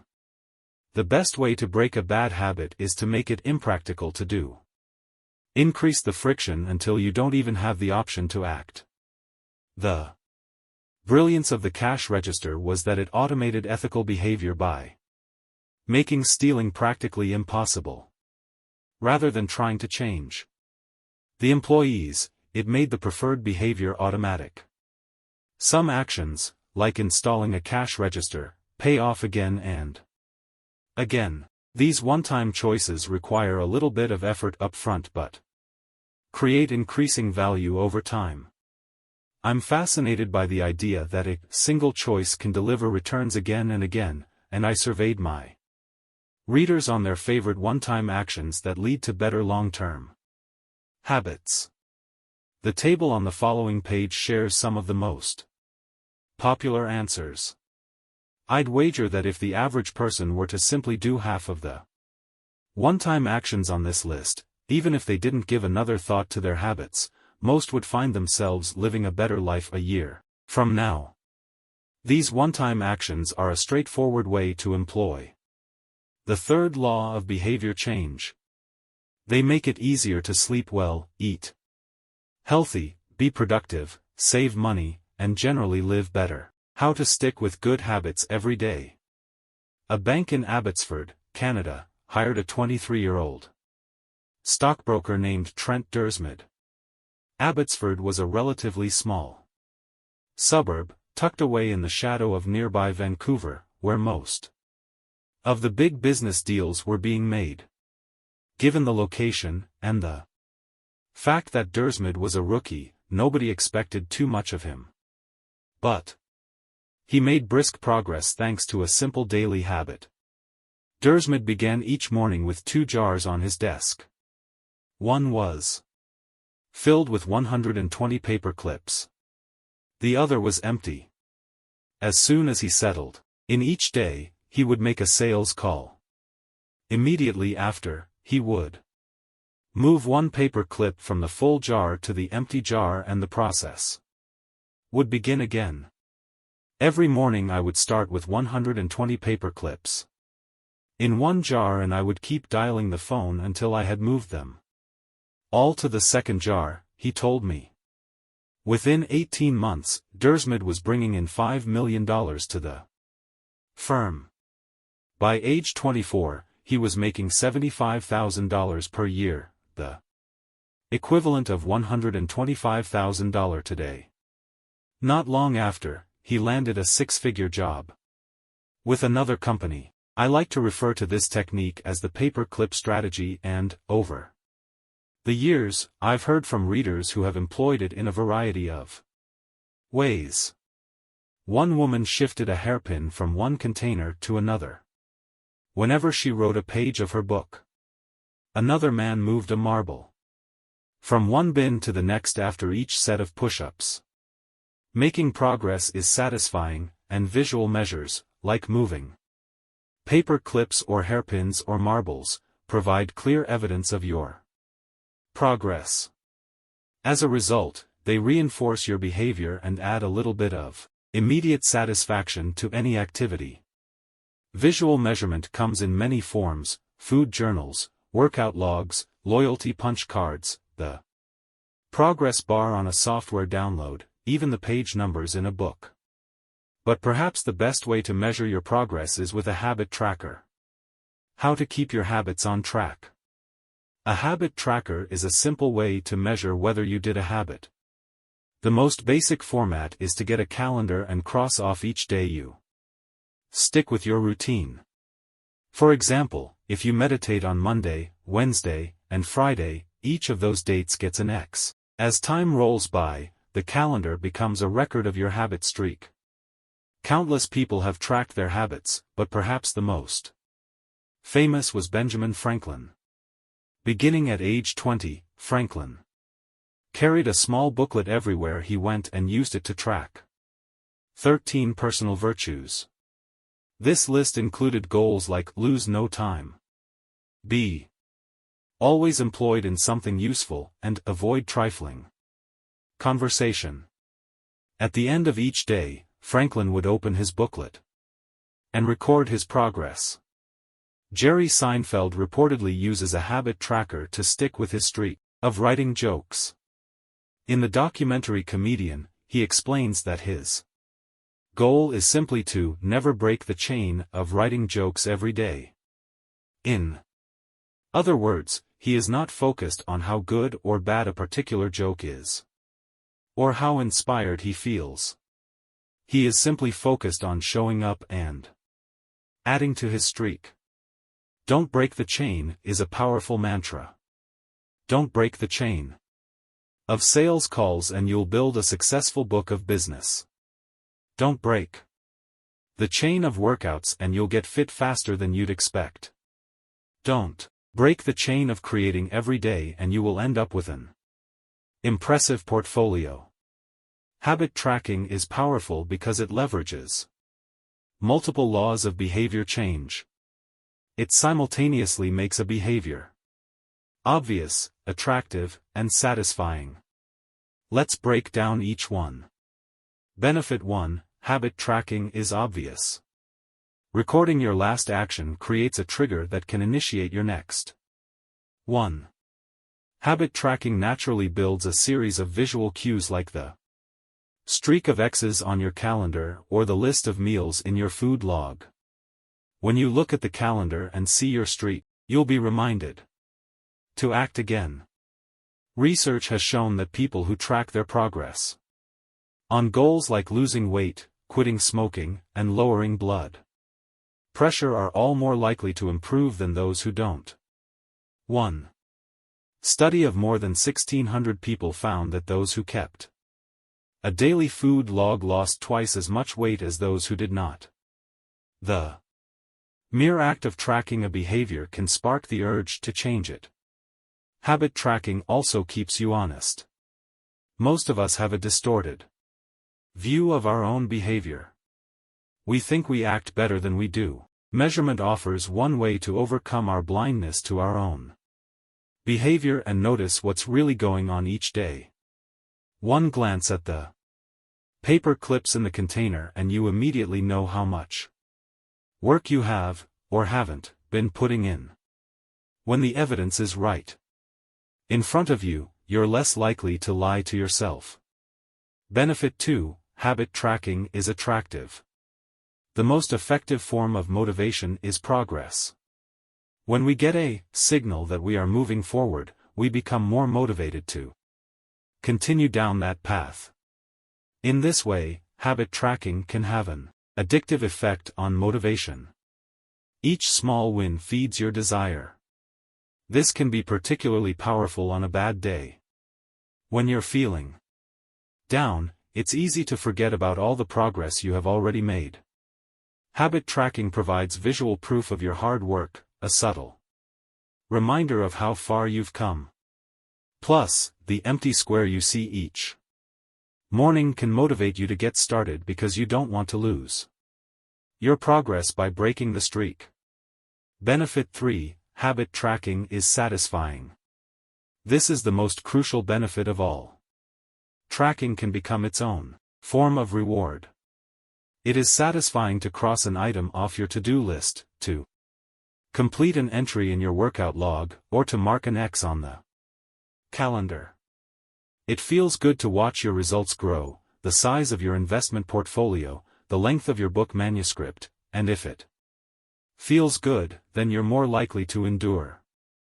Habit tracking also helps keep your eye on the ball. You're focused on the process rather than the result. You're not fixated on getting six-pack abs, you're just trying to keep the streak alive and become the type of person who doesn't miss workouts. In summary, habit tracking, 1, creates a visual cue that can remind you to act. 2, is inherently motivating because you see the progress you are making and don't want to lose it, and 3, feels satisfying whenever you record another successful instance of your habit. Furthermore, habit tracking provides visual proof that you are casting votes for the type of person you wish to become, which is a delightful form of immediate and intrinsic gratification. You may be wondering, if habit tracking is so useful, why have I waited so long to talk about it? Despite all the benefits, I've left this discussion until now for a simple reason: many people resist the idea of tracking and measuring. It can feel like a burden because it forces you into two habits: the habit you're trying to build and the habit of tracking it. Counting calories. Sounds like a hassle when you're already struggling to follow a diet. Writing down every sales call seems tedious when you've got work to do. It feels easier to say, I'll just eat less. Or, I'll try harder. Or, I'll remember to do it. People inevitably tell me things like, I have a decision journal, but I wish I used it more. Or, I recorded my workouts for a week, but then quit. I've been there myself. I once made a food log to track my calories. I managed to do it for one meal. And then gave up. Tracking isn't for everyone, and there is no need to measure your entire life. But nearly anyone can benefit from it in some form, even if it's only temporary. What can we do to make tracking easier? First, whenever possible, measurement should be automated. You'll probably be surprised by how much you're already tracking without knowing it. Your credit card statement tracks how often you go out to eat. Your Fitbit registers how many steps you take and how long you sleep. Your calendar records how many new places you travel to each year.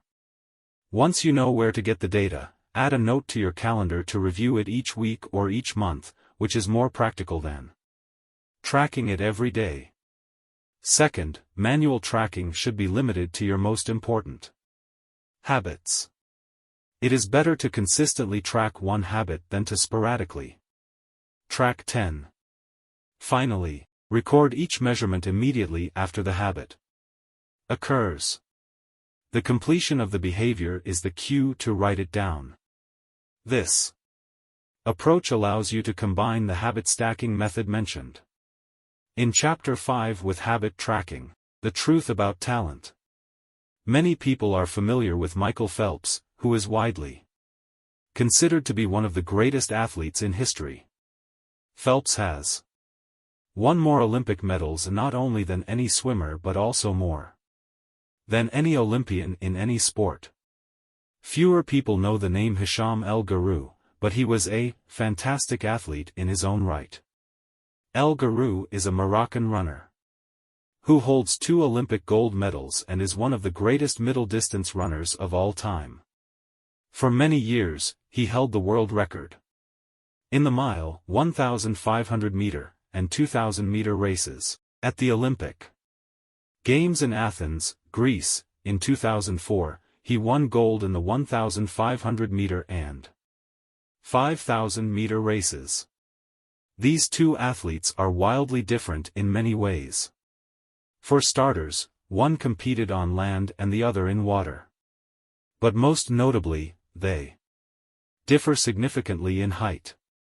El Guru is 5 feet, 9 inches tall.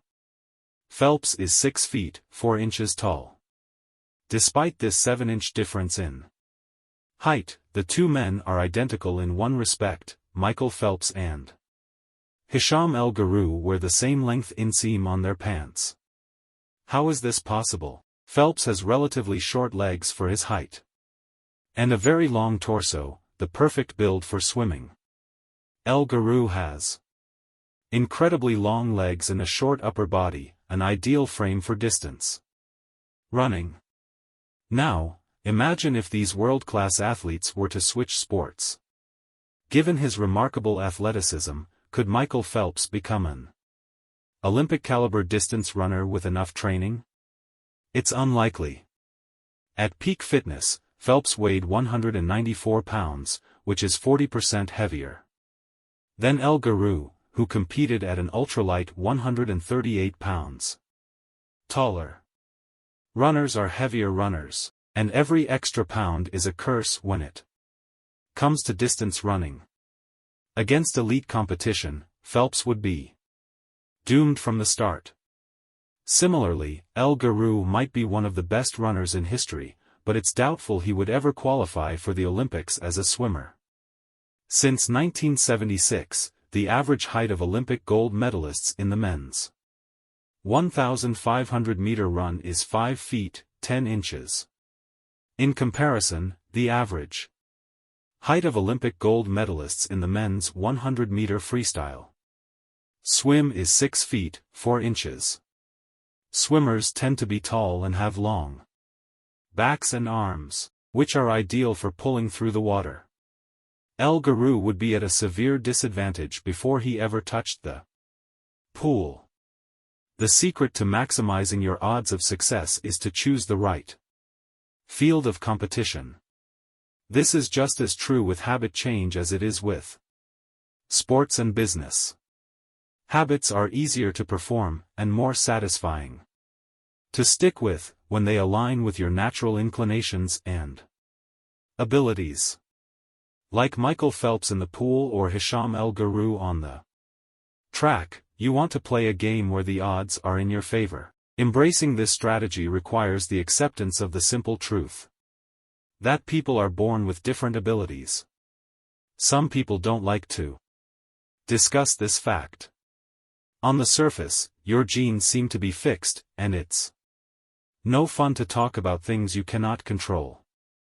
Plus, phrases like biological determinism makes it sound like certain individuals are destined for success and others doomed to failure. But this is a short-sighted view of the influence of genes on behavior. The strength of genetics is also their weakness. Genes cannot be easily changed, which means they provide a powerful advantage in favorable circumstances and a serious disadvantage in unfavorable circumstances. If you want to dunk a basketball, being 7 feet tall is very useful. If you want to perform a gymnastics routine, being 7 feet tall is a great hindrance.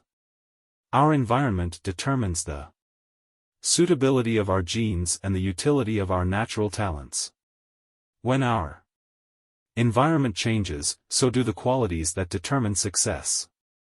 This is true not just for physical characteristics but for mental ones as well. I'm smart if you ask me about habits and human behavior, not so much when it comes to knitting, rocket propulsion, or guitar chords. Competence is highly dependent on context. The people at the top of any competitive field are not only well trained, they are also well suited to the task. And this is why, if you want to be truly great, selecting the right place to focus is crucial. In short, genes do not determine your destiny. They determine your areas of opportunity. As physician Gabor Mate notes, genes can predispose, but they don't predetermine the areas where you are genetically predisposed to success are the areas where habits are more likely to be satisfying. The key is to direct your effort toward areas that both excite you and match your natural skills, to align your ambition with your ability. The obvious question is, how do I figure out where the odds are in my favor? How do I identify the opportunities and habits that are right for me? The first place we will look for an answer is by understanding your personality. How your personality influences your habits. Your genes are operating beneath the surface of every habit. Indeed, beneath the surface of every behavior. Genes have been shown to influence everything from the number of hours you spend watching television to your likelihood to marry or divorce to your tendency to get addicted to drugs, alcohol, or nicotine. There's a strong genetic component to how obedient or rebellious you are when facing authority, how vulnerable or resistant you are to stressful events, how proactive or reactive you tend to be, and even how captivated or bored you feel during sensory experiences like attending a concert.